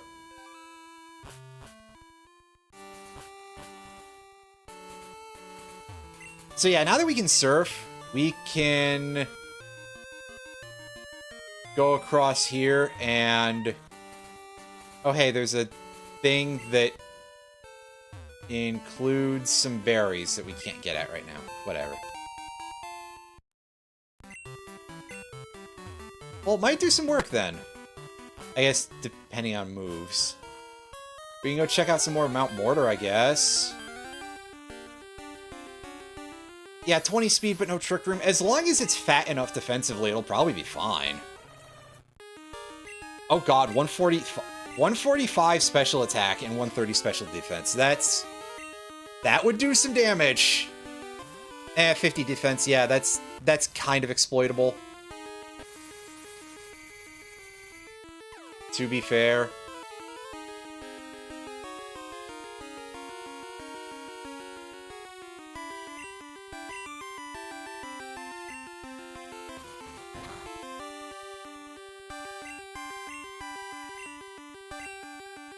So it'd probably be a playable Pokemon.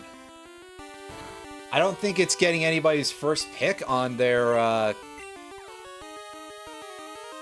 cards or anything, but I mean, that's a kind of viable Pokemon.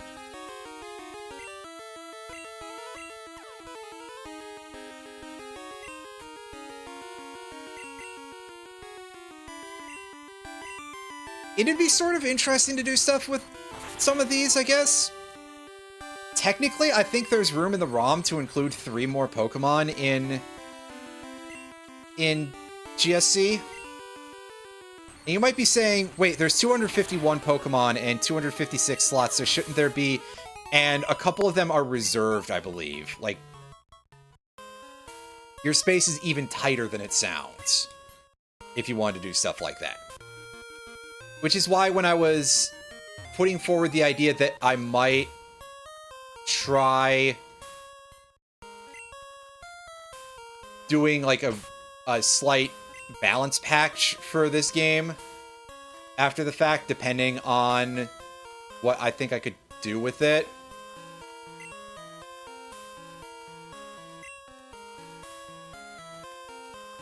Yeah, I'm gonna give Vector the Quick Claw so that I can pick up this full restore, which is a nice thing to have always. Yeah, when I was throwing that question out in Round the Wheels Discord, that is part of why I was like, why I was there, is because it's like, oh hey, there's this tiny bit of space. I could do other, like, stat tweaks to make Pokemon slightly more interesting or different or anything like that, you know. Again, as I said before, I kind of would prefer Tauros with the special stats, swapped, there we go. The Legacy series is basically the balance patches. Gotcha. I just think it'd be interesting to do something like that. And also, like, a big part of the main mission statement of that project, assuming that I actually pick it up after this, would be to make Pokemon more available. Like, generally have as much as possible available pre-Kanto. Other than Legendaries. Legendaries, I'd have to hash something out for those. And we found a Hyper Potion that we can't pick up. So... I guess we'll probably just have to leave it there. I don't know, it bothers me to just leave items hanging out around here.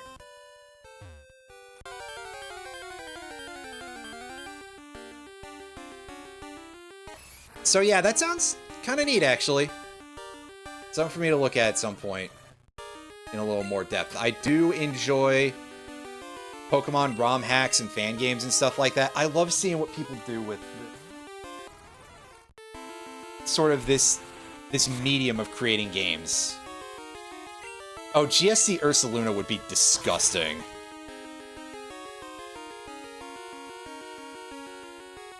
The thing is that Ursaring is already kind of a beast, if I recall correctly. And then Ursaluna is not much more stats. It's just that it's very, very min-maxed by comparison. If I recall correctly. Let me take a look here. There's our... That's right, I love numbers. Yeah, Ursaring is a 500 base stat total. It's got like a 130 base attack. Can you tell me about Ursaluna? Bulbapedia. Oh yeah, 550, so it does gain some actual stat total, but not quite as much, and yeah, it is significantly more carefully tuned. Wait, Blood Moon Ursaluna's base stat total is only 555? Oh hey, look, it's Goldeen. This is a Pokemon that also, probably does something, I assume.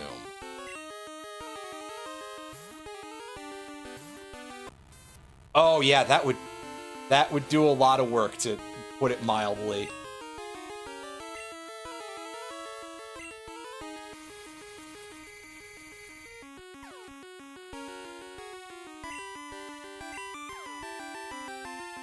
GSC Alolan Marowak that still functions with the club by... Oh, GSC Alolan Marowak would be sick.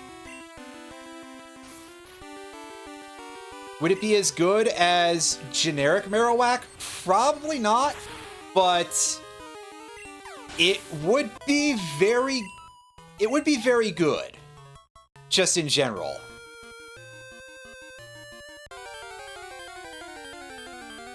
But it would have a bit of a problem because fire would not do a lot of damage. That, I think, would be its downfall. Because fire is not a good defensive type.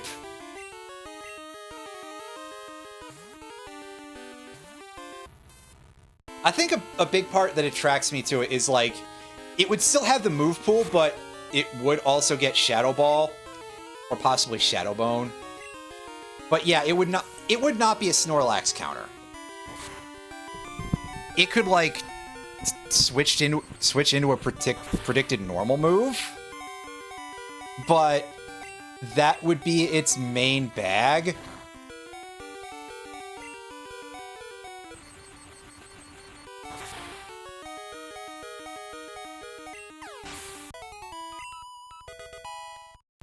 Yay, level 15 for our tiny bear. I think that it would carve out a fairly strong niche, but it would probably be the sort of thing that, like, yeah, most people would still use regular Marowak. But it sure sounds cool! Like, oh hey, yeah, it can beat up Psychics. They'd probably still get killed in the process, but, you know, neither here nor there.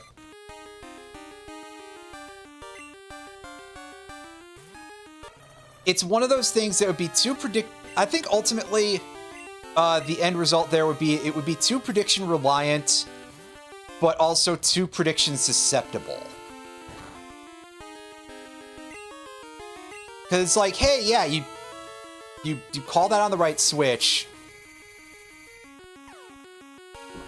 but also they will just look at that and be like, oh, hey, it's a Shadow Ball bot. We're gonna switch into Lax and enjoy not having done anything that turn.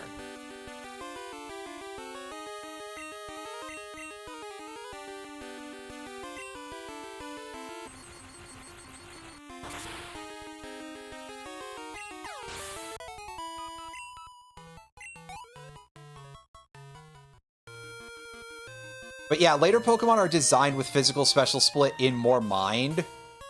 So transferring a lot of them back is always a little bit tough.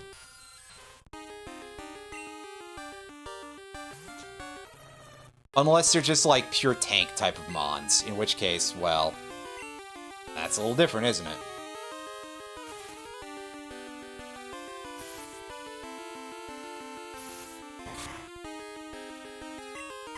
Nice. 4 hits of Fury Swipes. Good work, buddy.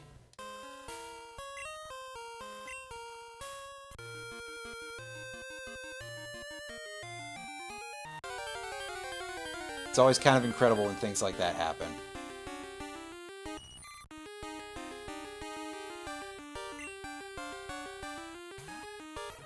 Yeah, I think it's more common if it goes back to Gen 1, and a lot of that hinges massively on how the special stat is taken.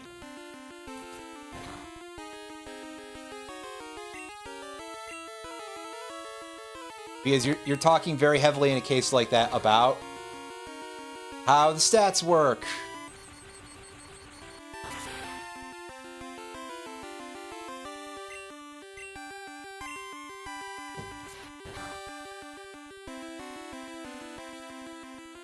Like, for example, let's take, say, Xurkitree. You send that back to Gen 1, right? And, you know, even if you don't give it any moves, it's 83, 89, 71 for its HP attack defense. And its special attack is 173, but its special defense is 71. Which stat is it going to get? So, yeah, I mean, if it goes there with 173 special, obviously, Xurkitree is doing a lot of work. If it goes there with 71 special, it is worthless.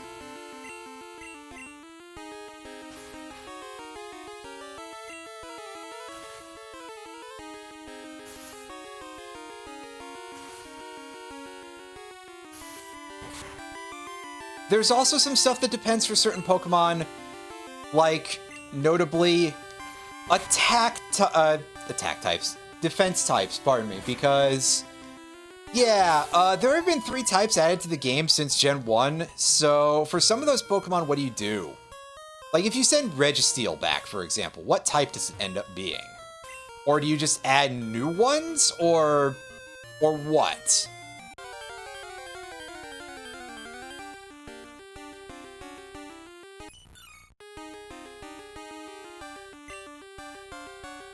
You know, is Celesteela arriving as just a pure rock, pure flying type?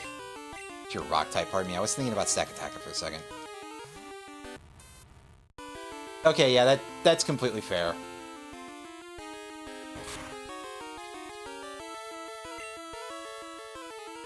Which also, I suppose, would that affect the other Pokemon that have that type too? Would you want to throw in everything else that gets its Steel type? Which I think at least is a reasonable buff for Magneton. I mean, granted, it then dies to everything with Earthquake just so much as looking at it, but otherwise it becomes significantly more durable. I mean, obviously it still has, like, literally 2 moves in its entire move pool, but that's neither here nor there.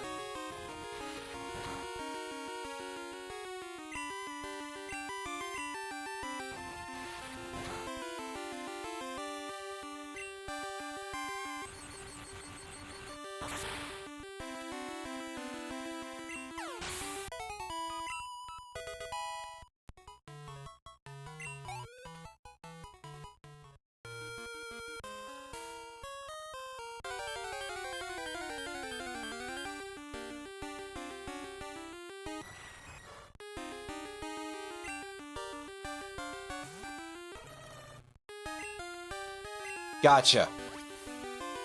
Yeah, since that's one of those things that can be a little bit,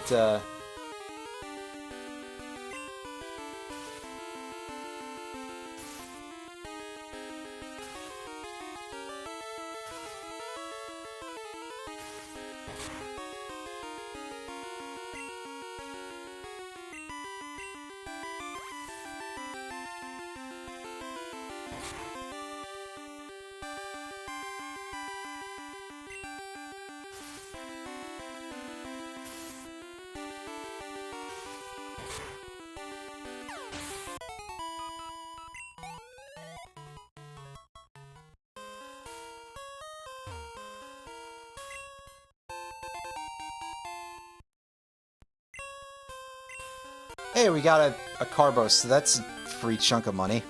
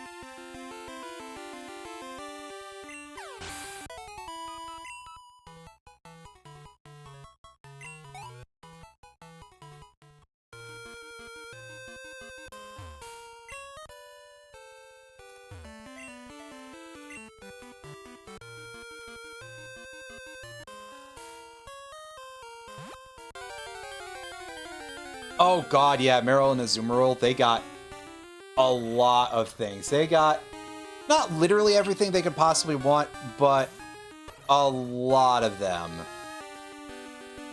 Yeah, no, GSC Shedinja would not be a thing that would work. Not without a lot of mechanical overhauls involved there.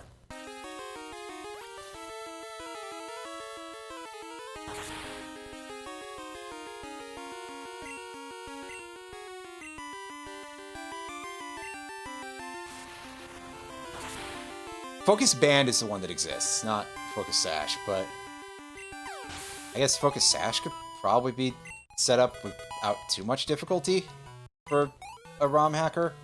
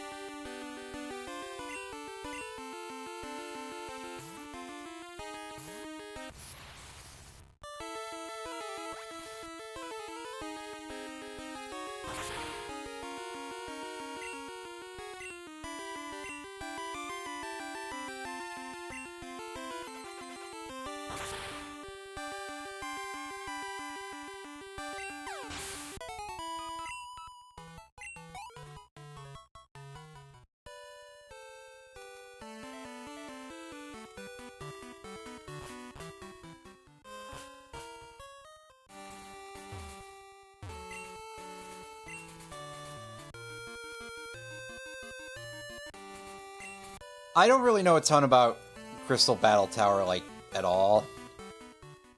Anyway, I spent a bunch of time messing around in there for some reason. I guess just because I was curious to see what I could get done.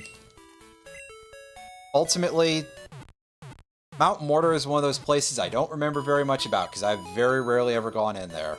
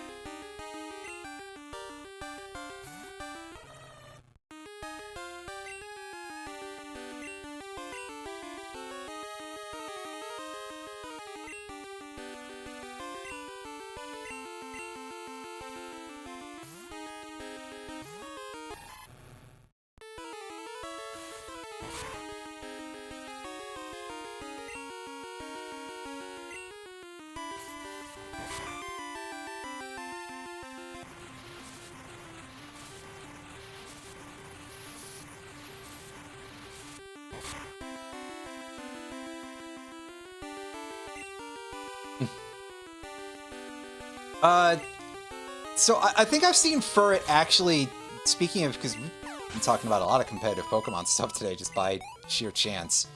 Or not so sheer chance, but I feel like there is actually one place where it just absolutely, like, weirdly annihilates one tier entirely. And somehow not, like, a special tier for just it or something.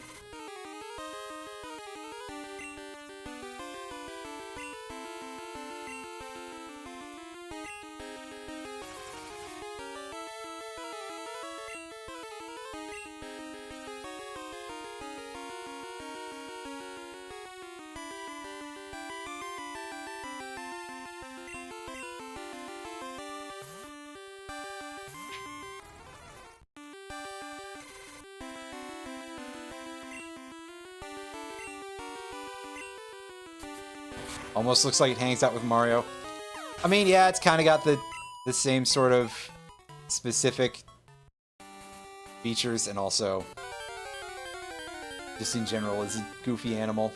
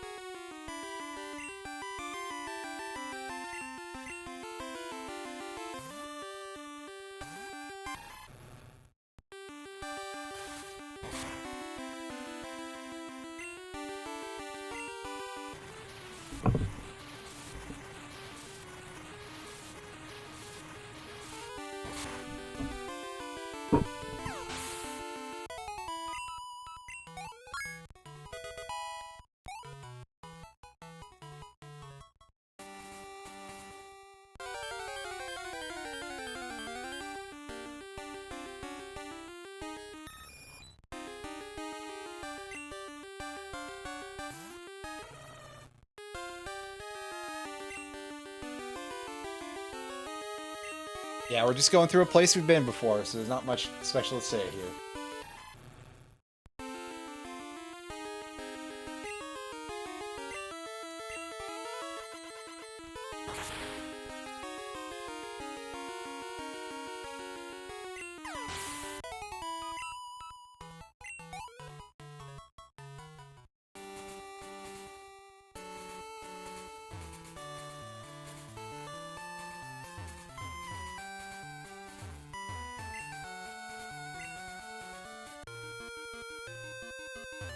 Okay, so...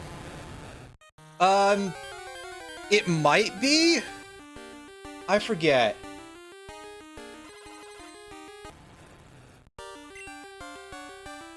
It's probably just like a very similar sort of rate of particle sounds. Now, I'll take a shot at trying to capture the red Gyarados, but I'm not making any guarantees of anything here. Ow! Yeah, that's cool. So that happened.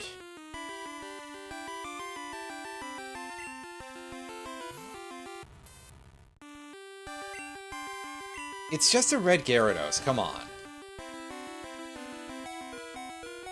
And see, it can't even kill Magnemite. Granted, I'm pretty sure we get nowhere near killing it in return, but we do some damage? Technically.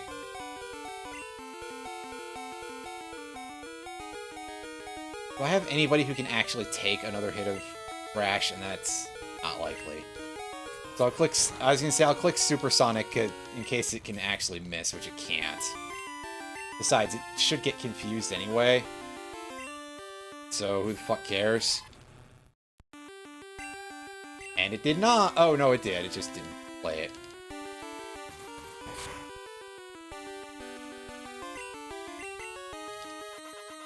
I mean, in theory, but also, like, the fact that it just instantly killed. Oh, of course, and now it uses Dragon Rage, because this thing actually has a good moveset. I'm just never going to use it, because I don't want to.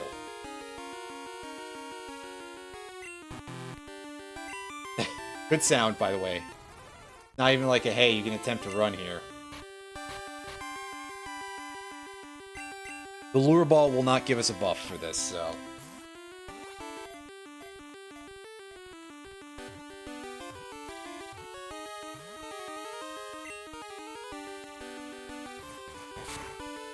Also, yeah, by the way, shoutouts to exactly one turn of confusion. Thanks, game.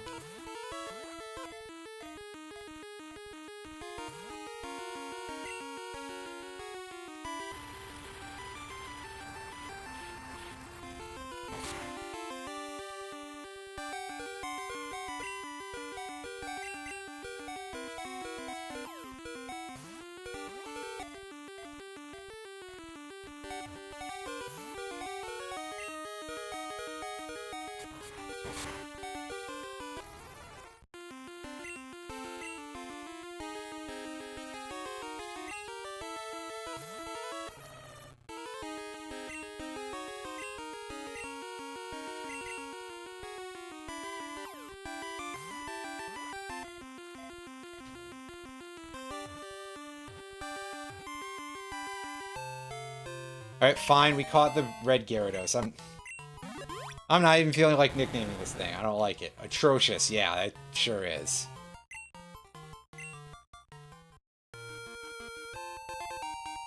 That's all we came out here for. That's all I care about you for, red Gyarados.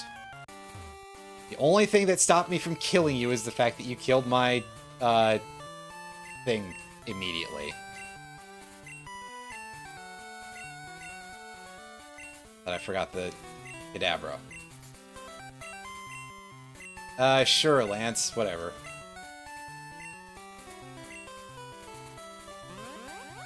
And he's out of here. And he's got a cape for some reason, by the way. I just want to point that out. That, yes, he's a very pretentious man, apparently. Just taking a guess, like... That's a fashion decision if ever there was one. Anyway, we're not doing that plot point for now. Instead, we're going to go heal, and then I'm going to go pick up my EXP share.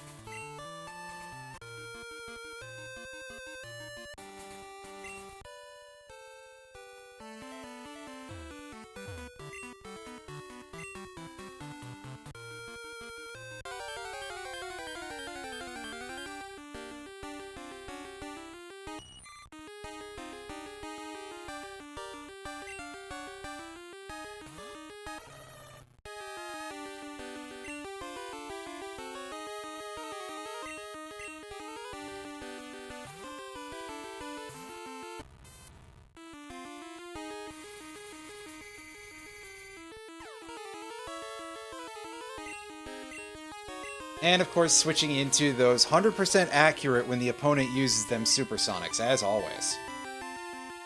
This is my favorite part of the game.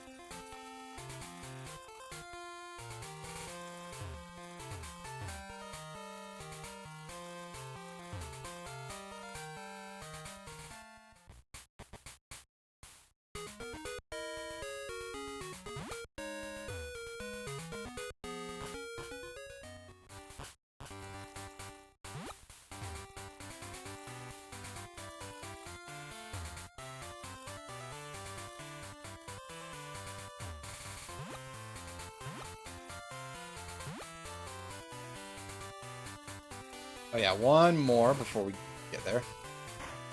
Before we have to take a turn. Hey, are you not the guy? No, it's the other guy, pardon me. I was turning right at the right location. I just forgot this part of the game already, because... yeah.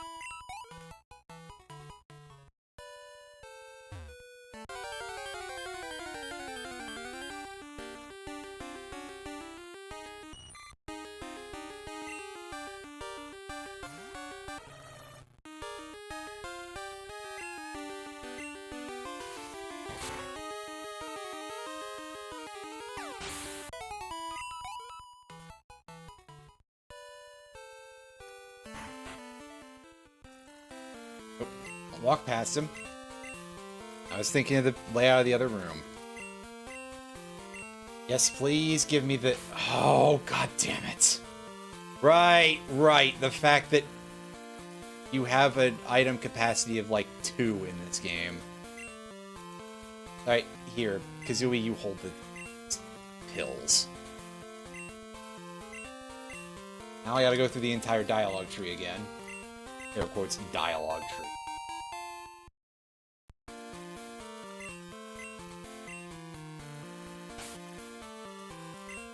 Well, sir, I mean, good for you, but also, I really wish that the way this worked was a little bit more modern.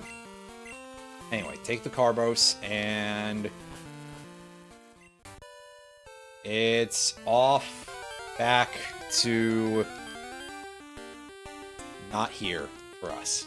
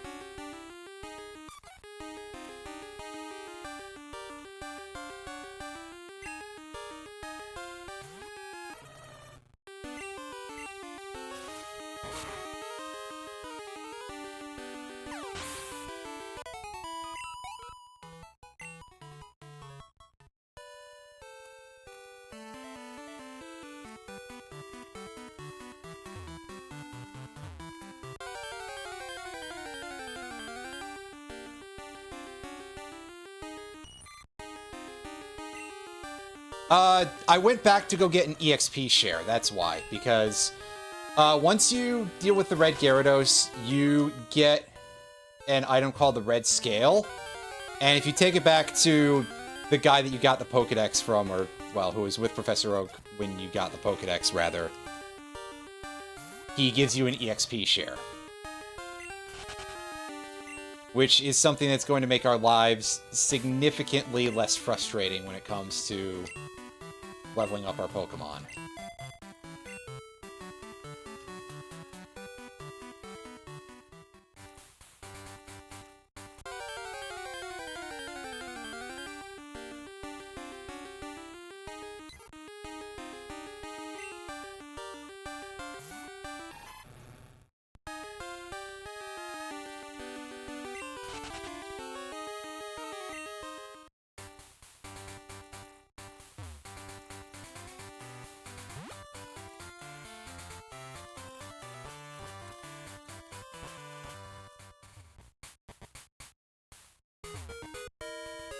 Okay, where's the shop in town? Because I'd like to offload some items, because my inventory is cramped.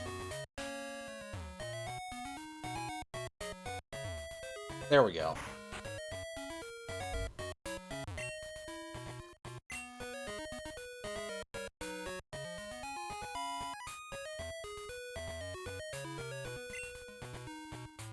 We can sell that Carbos. And see, I'm not going to use the apricorn balls very much, so we can get a tiny amount of money for each of them. So I guess at least there's that. I'll keep the various status-removing berries. But I'm probably going to go store... I should definitely store the Miracle Seed. Just on the off chance that we actually end up putting it to use. We probably won't, but... Nah, I'll store it in the next town up. Never mind.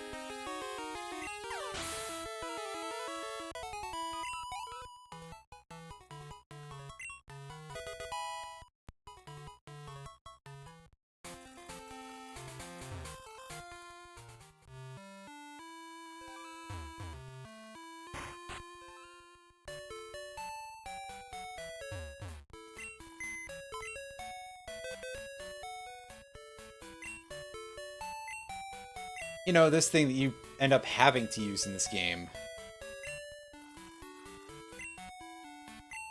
Saving that repel for when we get to, like, Victory Road or something.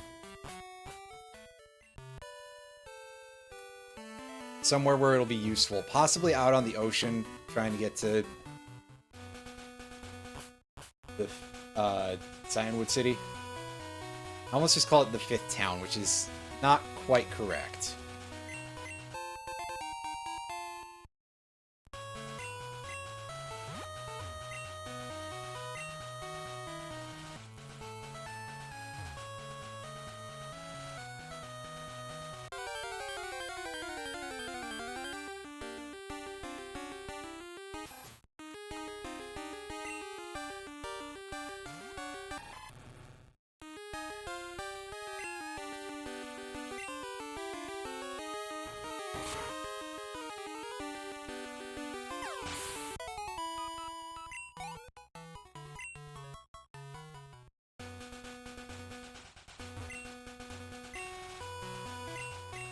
Alright, I did actually...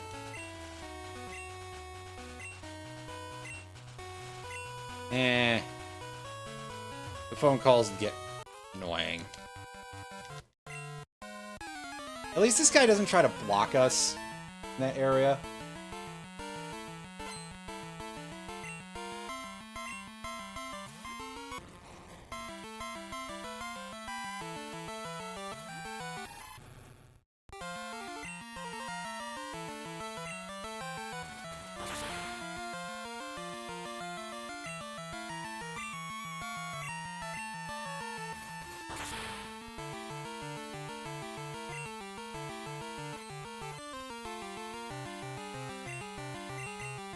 Ah, yes, defense. That's not the stat you need here, buddy.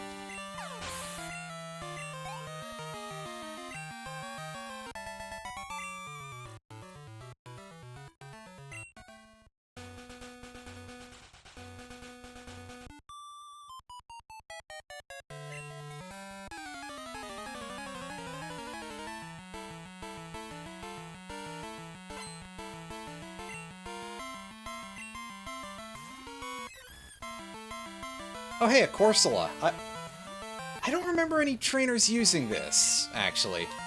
Oh, why'd I click headbutt? I mean, maybe it'll flinch. No.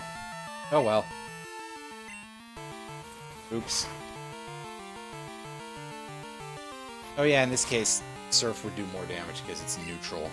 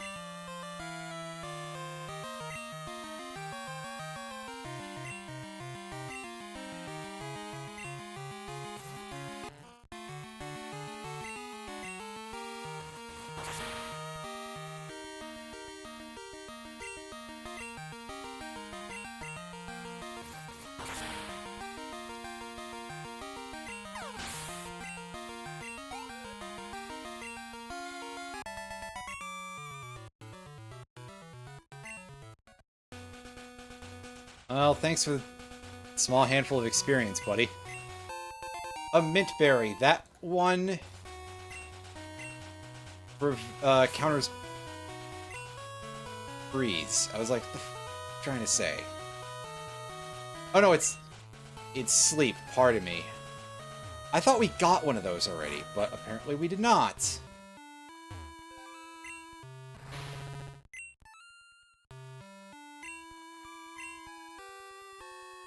Which one of you do I talk to feed it berries?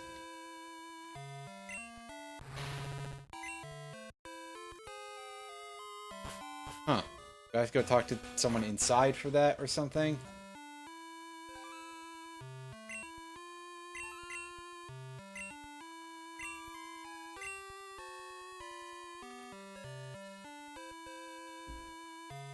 Or am I not allowed to unless I have exactly enough in the first place?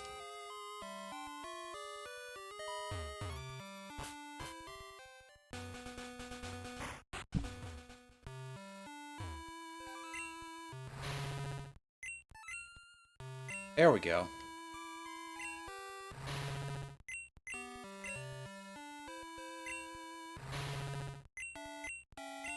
Yeah, we'll do this little side quest, because why not?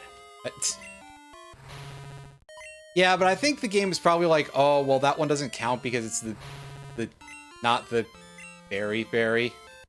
Yeah, we're out of regular berries. So it's only the HP ones.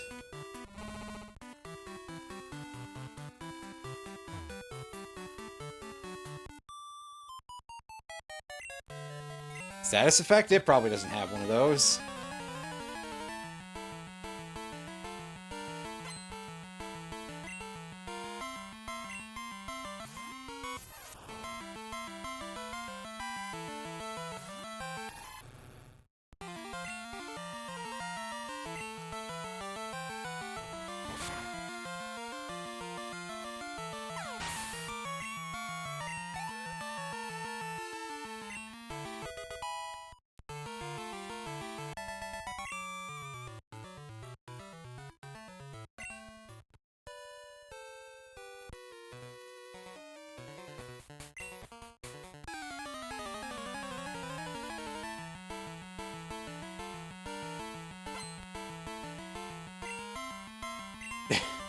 Yeah, I know, right? Not after that one trainer from yesterday.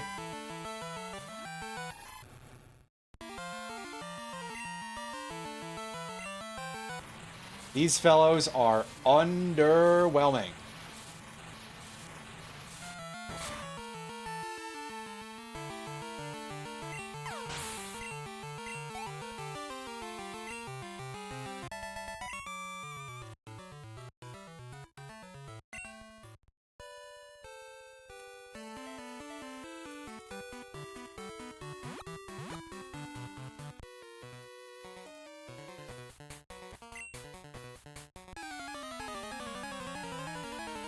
And so what's this guy got? He's a sailor, so he's probably got a water type, maybe a Machop.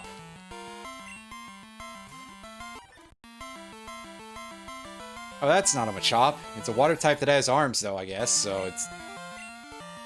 It sounds like I'm implying that Machop is a water type. Which is probably not true. I haven't played a whole lot of these games or anything, so I'm a little bit unsure. But, like, I'm pretty sure that's not a water type.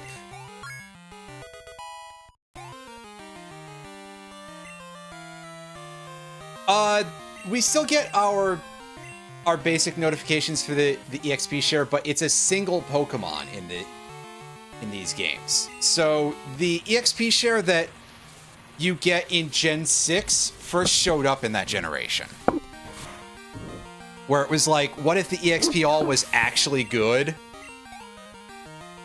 Whereas in Gens 2 through 5, it's a piece of equipment that you give to a Pokemon, and only that one Pokemon gets the experience while it's out of battle.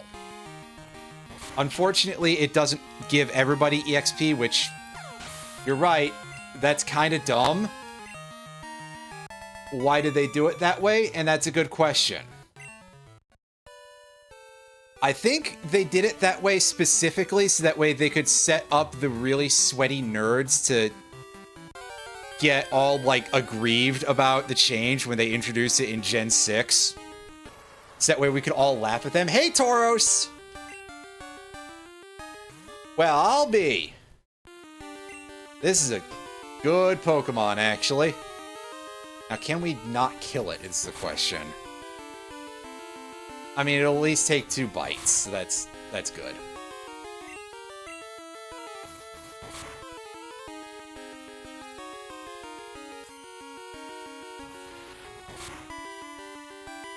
Well, I guess if you want to sit there and use Rage for a while, that's perfectly fine. That's a good Pokemon. Mega Man!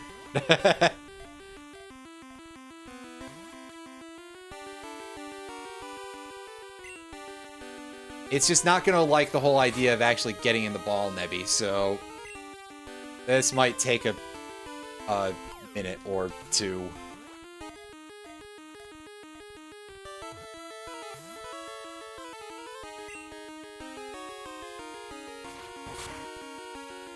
Because, like, I don't think we've caught anything that you can even put any Pokemon to sleep in this entire playthrough. Like, maybe we got something that can learn Hypnosis, but it's not in my party. Hey, that wasn't so bad, actually.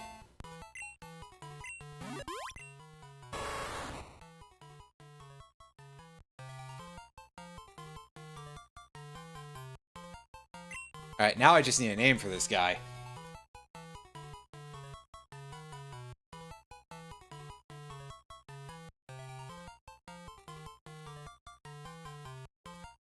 Bullshit. I mean, you're not wrong. I almost feel like that needs an exclamation mark on it, but we'll just call it bullshit. I mean...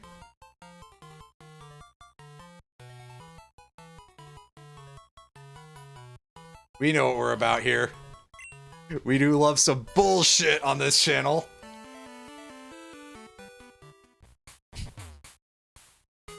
Oh. What, you again? Oh. That was his line, apparently. Oops.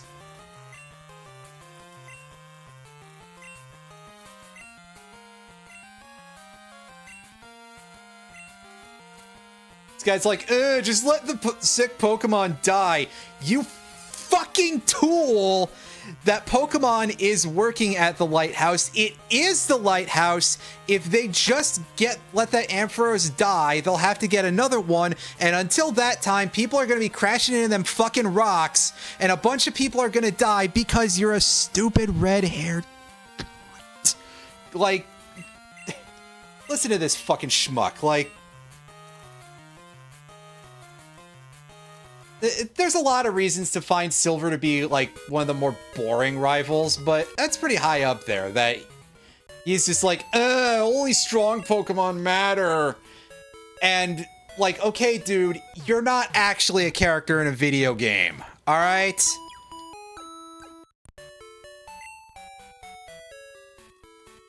There is a difference between the game and the world and all this other horse carnival. I don't know.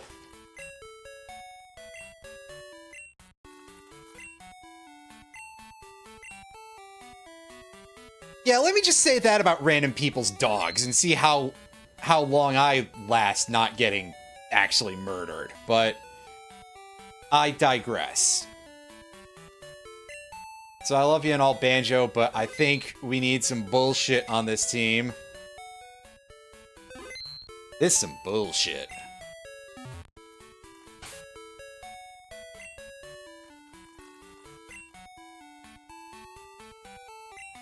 I'll take that. And... get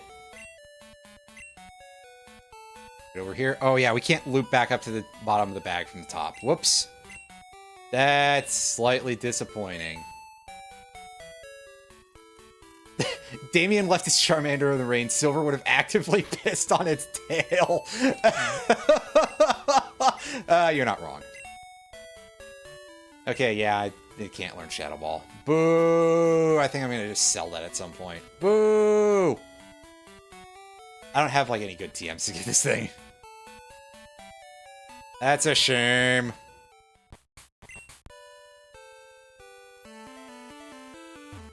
Anyway, this big, tall building here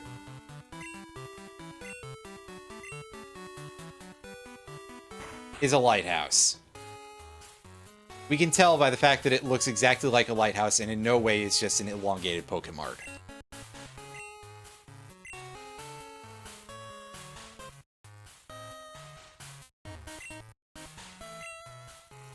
Oh, I thought you were going to be a trainer because you were just standing there and just blocking the routes.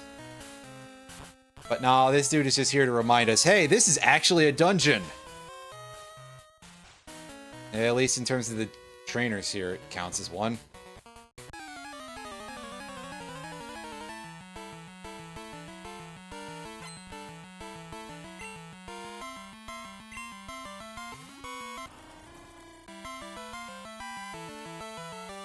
Hey, look, it's a large owl.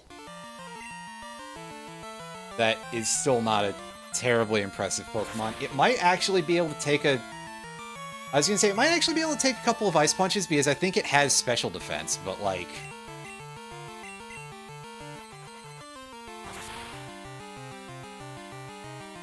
that's about it.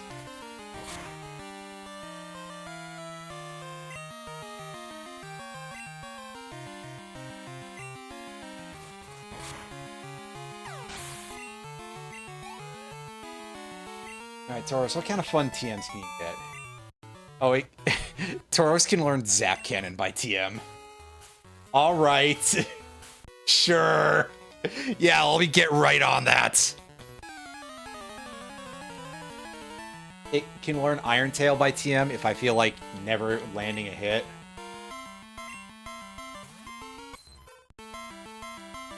Sadly, they kind of kicked Hyper Beam's legs out from under it in Gen 2, but... oh well. Strength is still pretty usable. I teach it Earthquake when I get that TM. I don't know where TM 26 is in the game, though.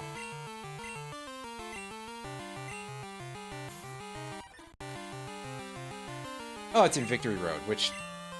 fair enough. Oh wow, was TM 26 only in Silphco in Gen 1? I thought it was later than that. Dang.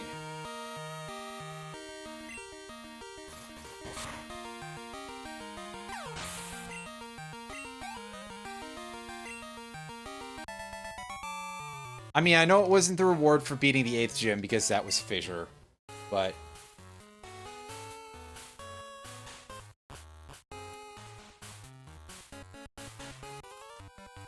that wasn't what I was gonna say, don't worry.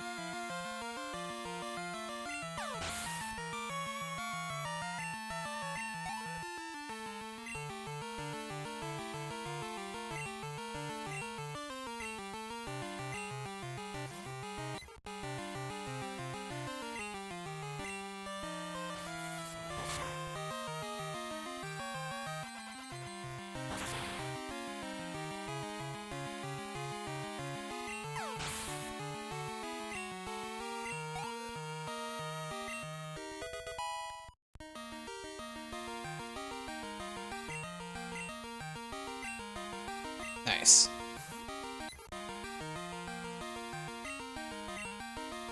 In a level which, hey, if we can gain any levels off of fighting any of these Pidgeys, that's...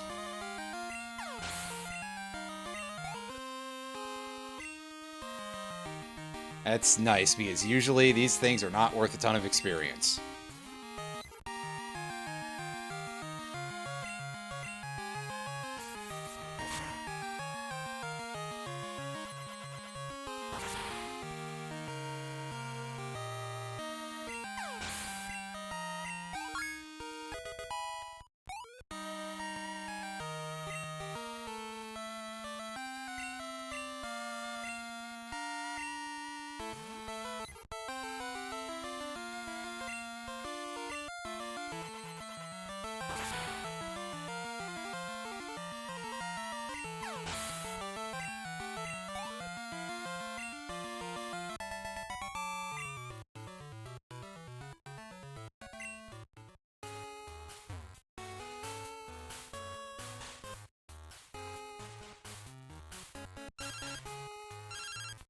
Wade, shut up! I can't even get good reception in here!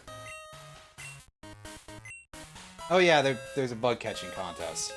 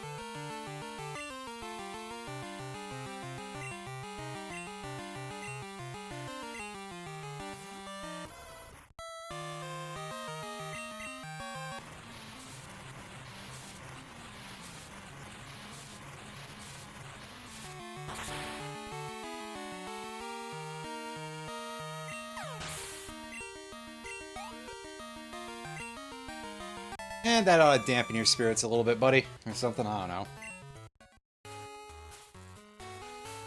Let's move on. Okay, yeah, you're blocking the drop to that item.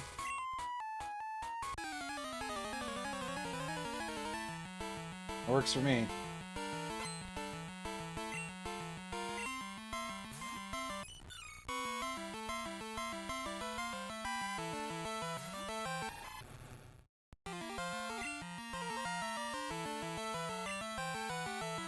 This is probably a case where I would rather have something that did electric damage up front, but we'll deal with that in the next part of the fight, because I'm sure that she'll probably have another Meryl, because, like, every trainer in this game has two of the same Pokemon, basically.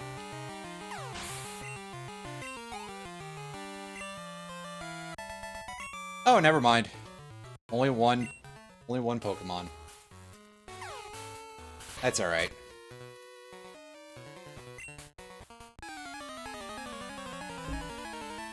I don't know, I've met some pretty assholey sailors in my life, dude. They have definitely done some very questionable things.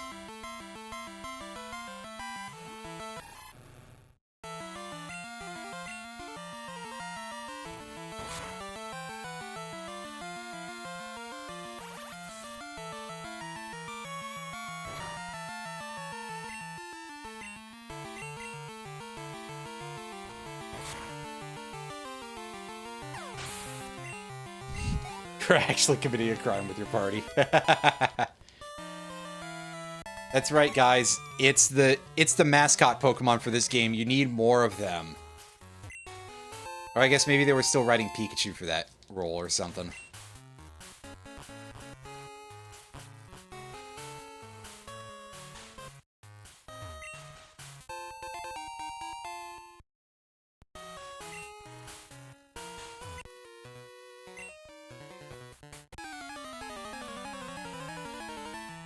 It's alright, dude. I don't think you're gonna have a strong enough party to beat a 6th gym leader there, buddy.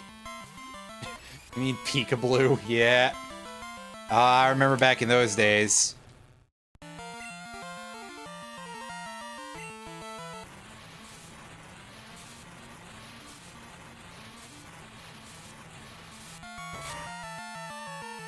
Well, guess what, buddy? They've got so many more discount Pikachus nowadays. You have no idea.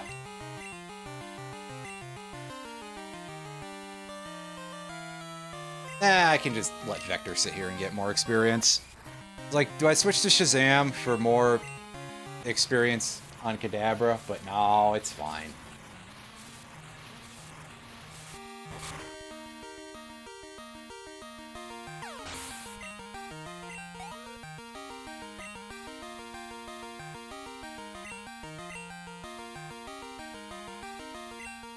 Alright, this time we'll switch in Neodymium for a little bit of electricity.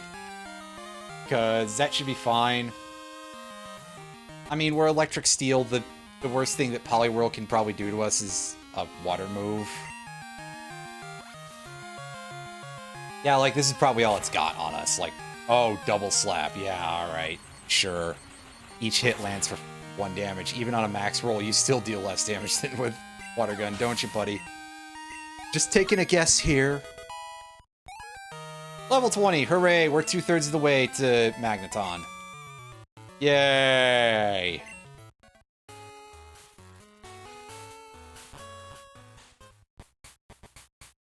Alright, so before we go and talk to Jasmine and the sick Ampharos in the middle of the room... Yeah, I was like, is there another item here? There sure is. It's a super potion. Do you think this might help with the sick Ampharos? Or should we feed it berries?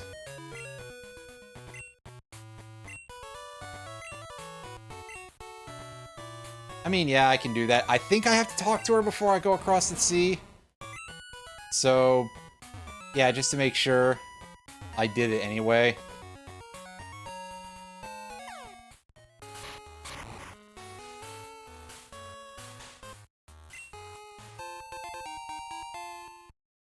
Nice, I got a rare candy. Those are helpful. Usually.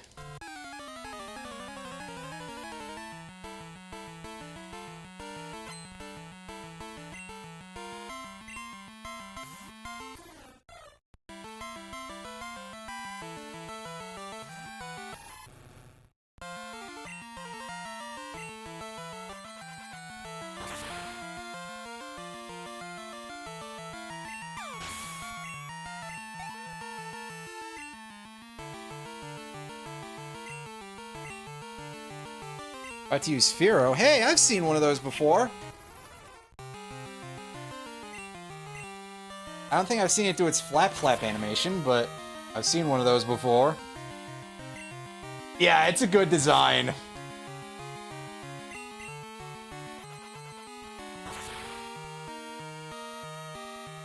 I mean, overall, the Pokemon of this generation are pretty good, so...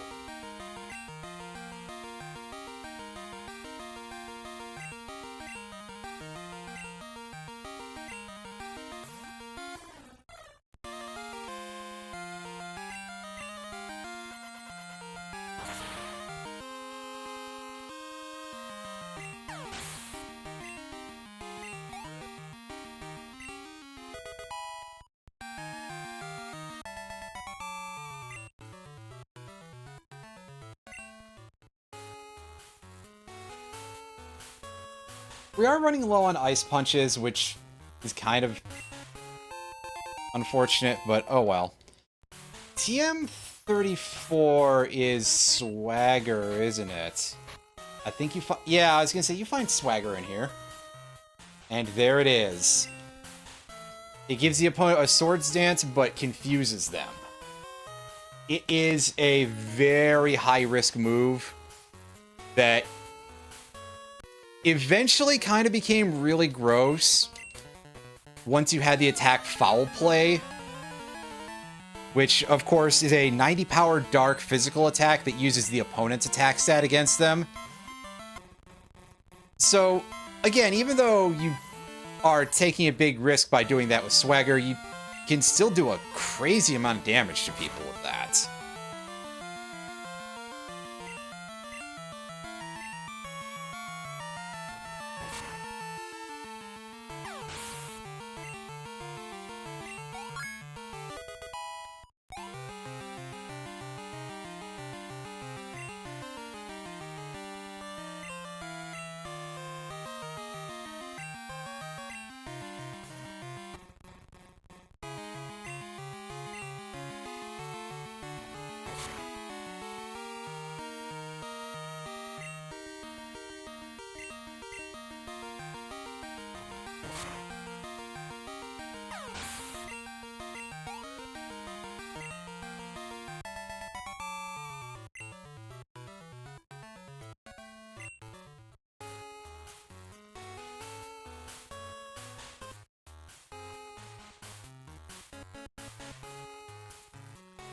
Oh, hey, we're already done here.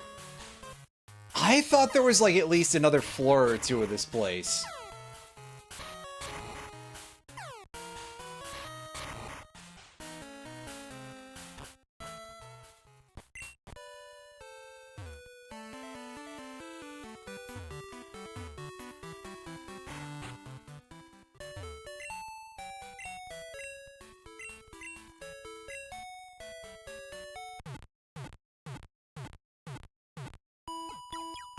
Oh, yeah, all the drops to the lighthouse. Yeah, that has got to be quite a rough bit of...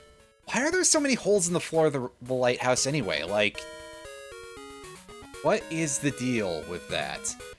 What's the deal with... I don't have strength yet. That's a problem. Because I need that. Where do I get strength?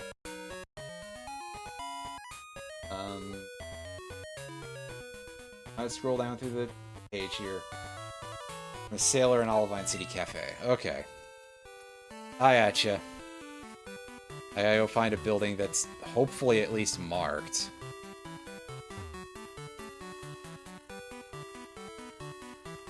Yeah, I was like, why didn't we get strength yet? But I guess that kind of scans then.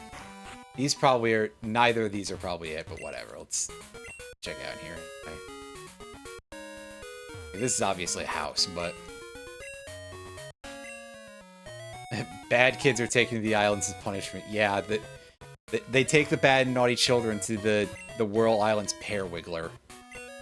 They're crabby for a Voltorb. It seems like a terrible trade if you ask me, but...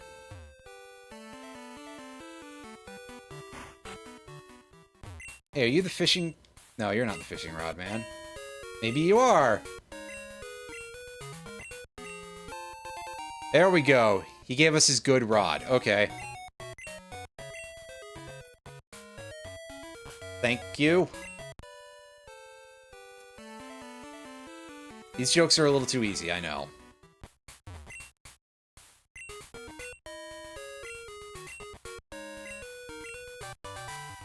There's our HM04. Thank you, buddy.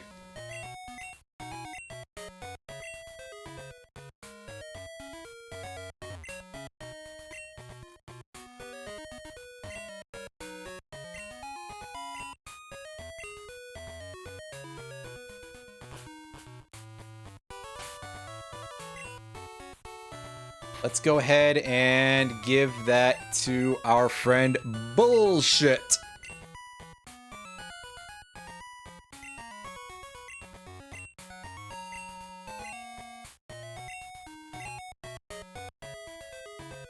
And we don't need Tail Whip. We probably don't need Rage either, but whatever.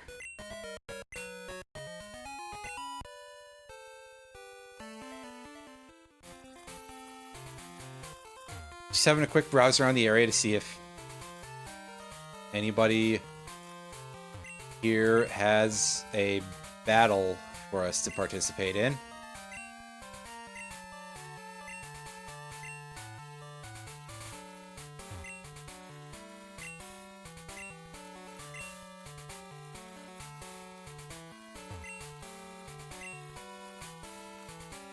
Yeah, it's around the corner of the water, so we can't see it. You know, water corners, those things that definitely exist.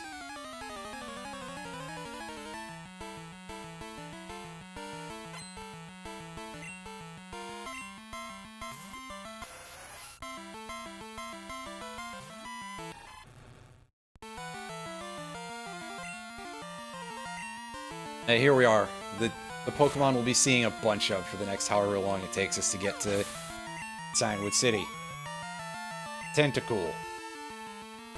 You know, everybody's favorite.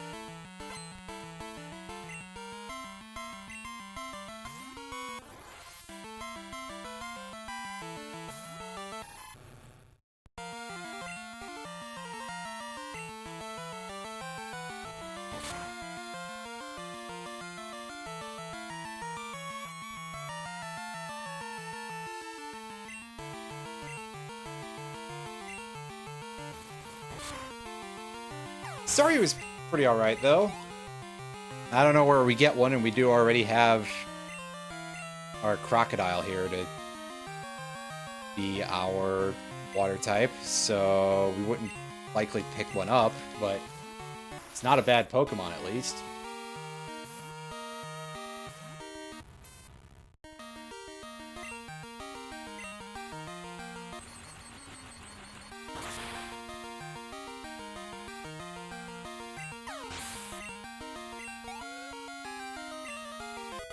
Oh man, in Japanese Pokemon Blue, there's a trade of a Persian for a Tauros.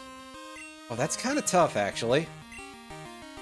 I don't need Scary Face, though. That part's not difficult whatsoever. No challenge involved with that one.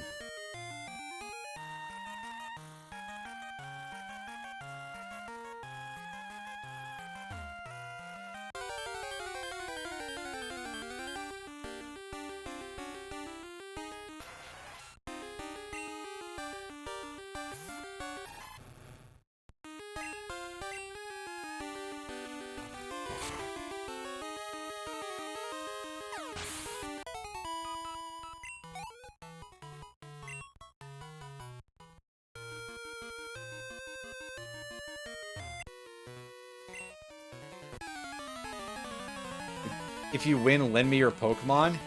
That seems a little bit like... It seems like a lot, is all I'm saying here.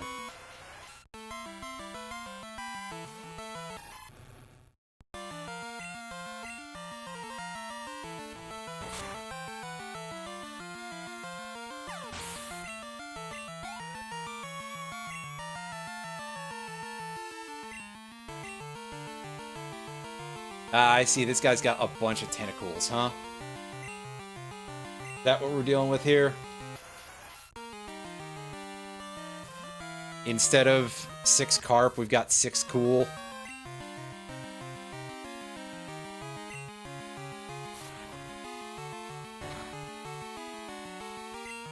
Oh no, my speed stat, possibly.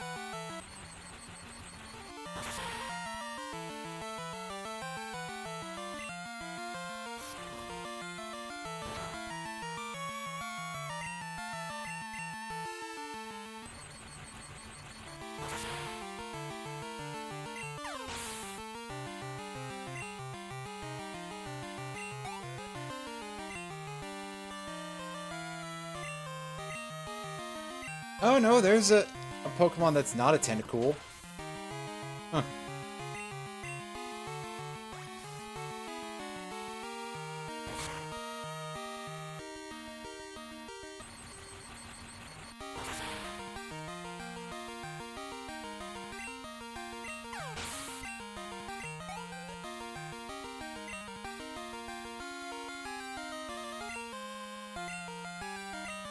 And a Remoraid. Pokemon that bothers people a lot because of its evolution into Octillery.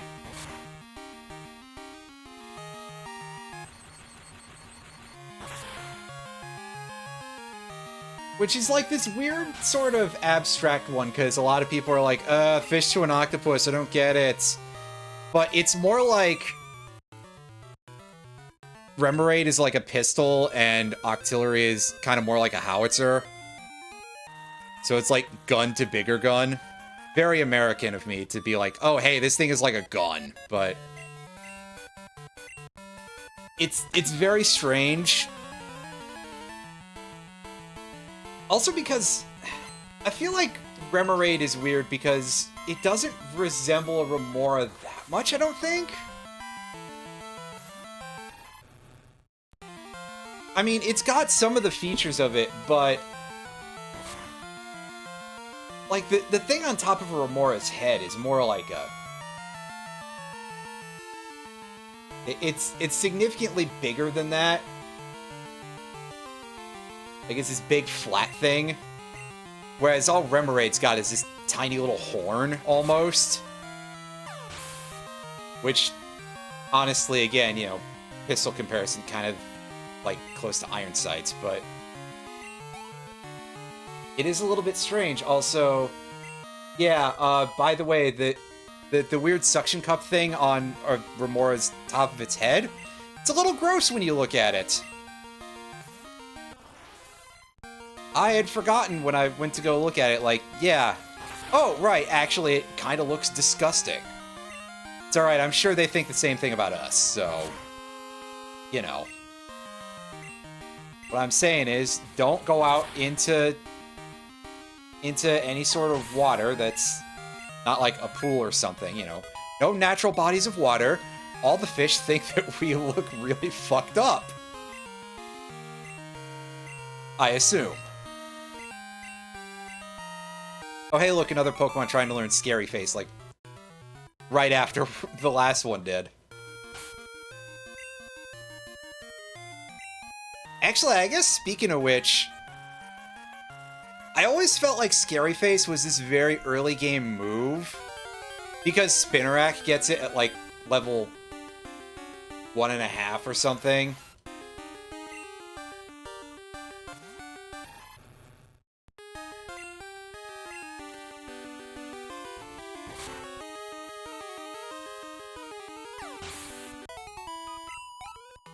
And yet, seeing it on, like, all these other Pokemon, it's like, hey, we're all trying to learn it at level 20-something at bare minimum. Huh.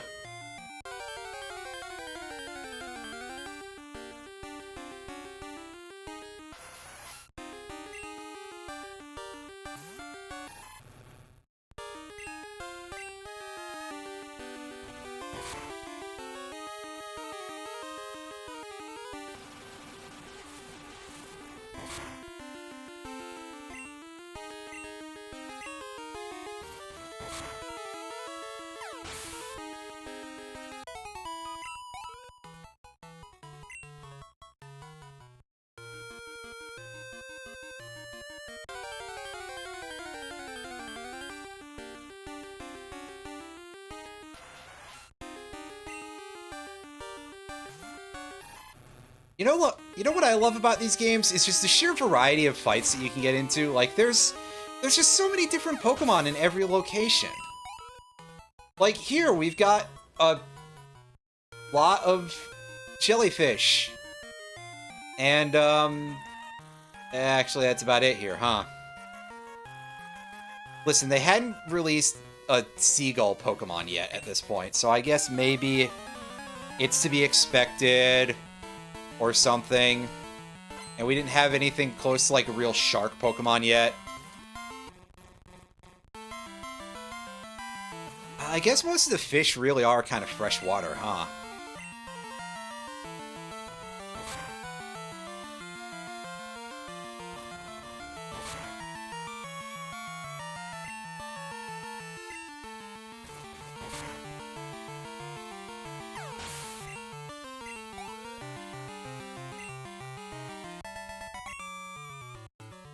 Matthew with only one T, I just noticed. What kind of a name is that?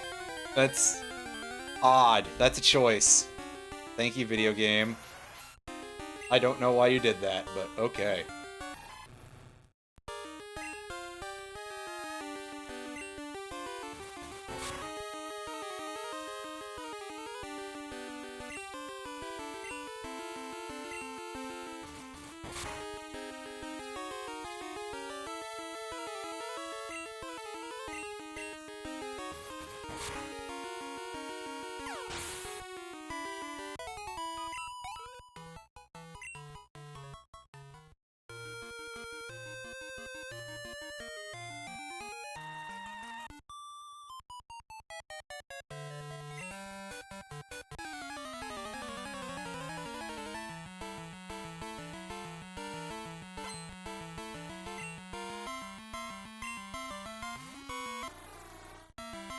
Hey, it's Seal! We don't get to see those very much. Maybe a Seal, like, showed up early-ish in a game, it might get a little more usage, right? Unfortunately, as it stands, I feel like Seal just always falls by the wayside. It's just like, oh, hey, another water type. Wow. Oh, it's using Rest. Nice. I'm so happy, everybody.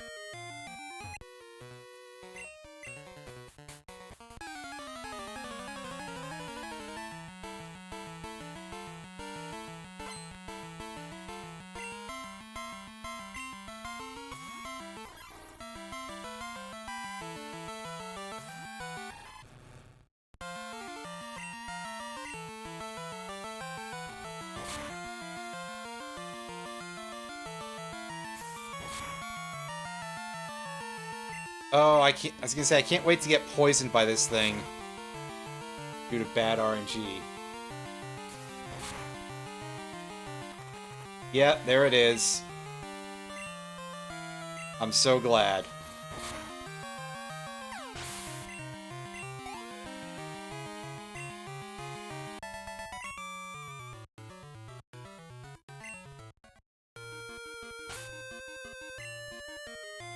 That's alright. Let's put Shazam up at the front and get some more EXP that way. I probably should heal that poison. So I sure do.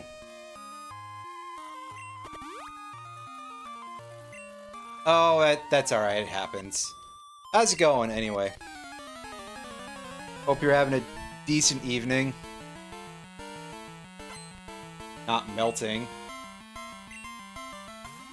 Because of the heat being, like, horrible everywhere in the entire US. Oh. Oh, that's unfortunate. I'm sorry.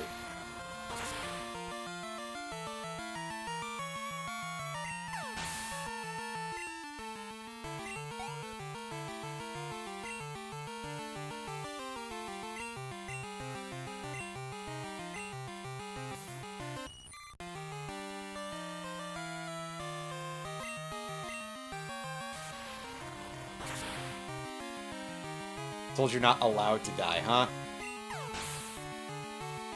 Oh, does Paul Williams have you under contract or something? Wait, no, sorry, that's a different kind of not allowed to die.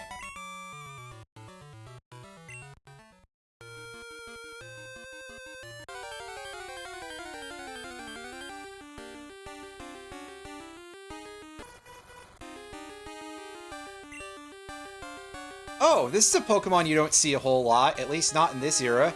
Mantine! Unfortunately, it's kind of not good in this period. And also, it dies horribly to a Thunder Punch.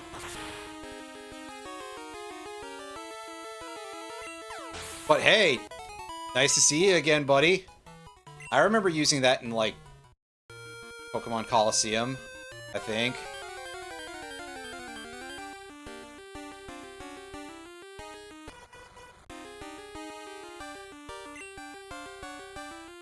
Wow, 2 in a row. That's...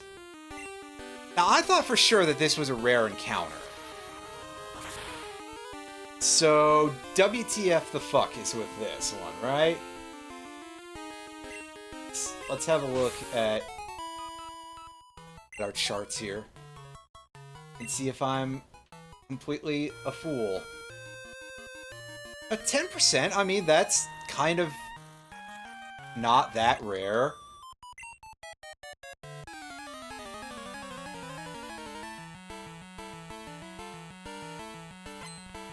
It's just exclusive to Gold and Crystal.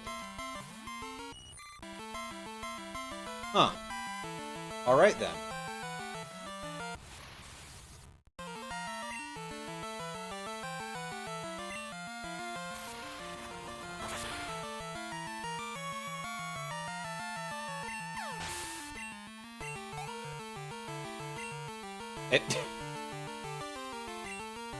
Yeah, it's certainly a Pokemon stream, alright?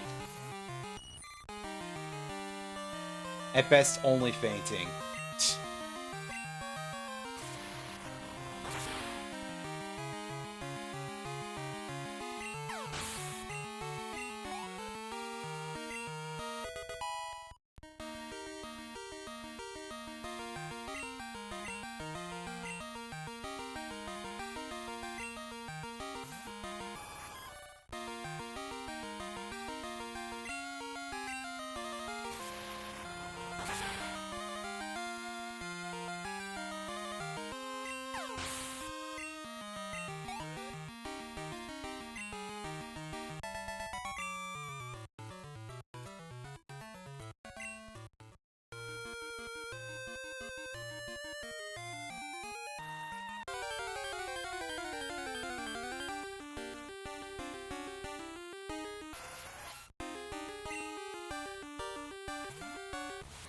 Okay, yeah, this is more along the lines of the sort of encounters I expect to see out here. Either this or maybe Tentacruel. No, it breaks down to 60% for Tentacool, 30% for Tentacruel, and 10% for Mantine. And for some reason, we got 2 of the 10% in a row, and shockingly, we haven't seen a single Tentacruel yet. And hey, look, here's our 3rd of these things. Incredible.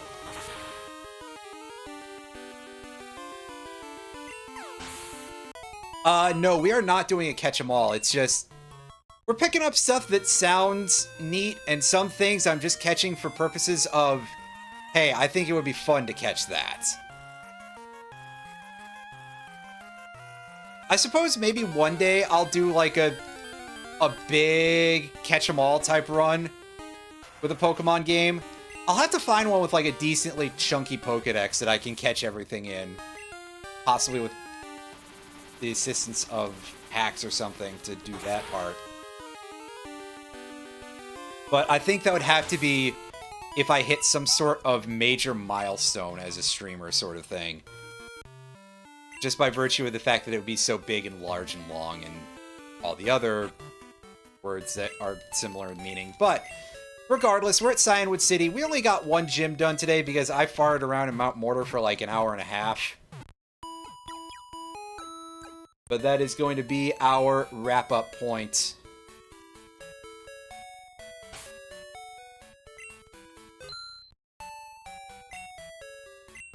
After I save, anyway. Yeah, see, only a Pokedex of 19 caught, so we're definitely not doing a catch-em-all run.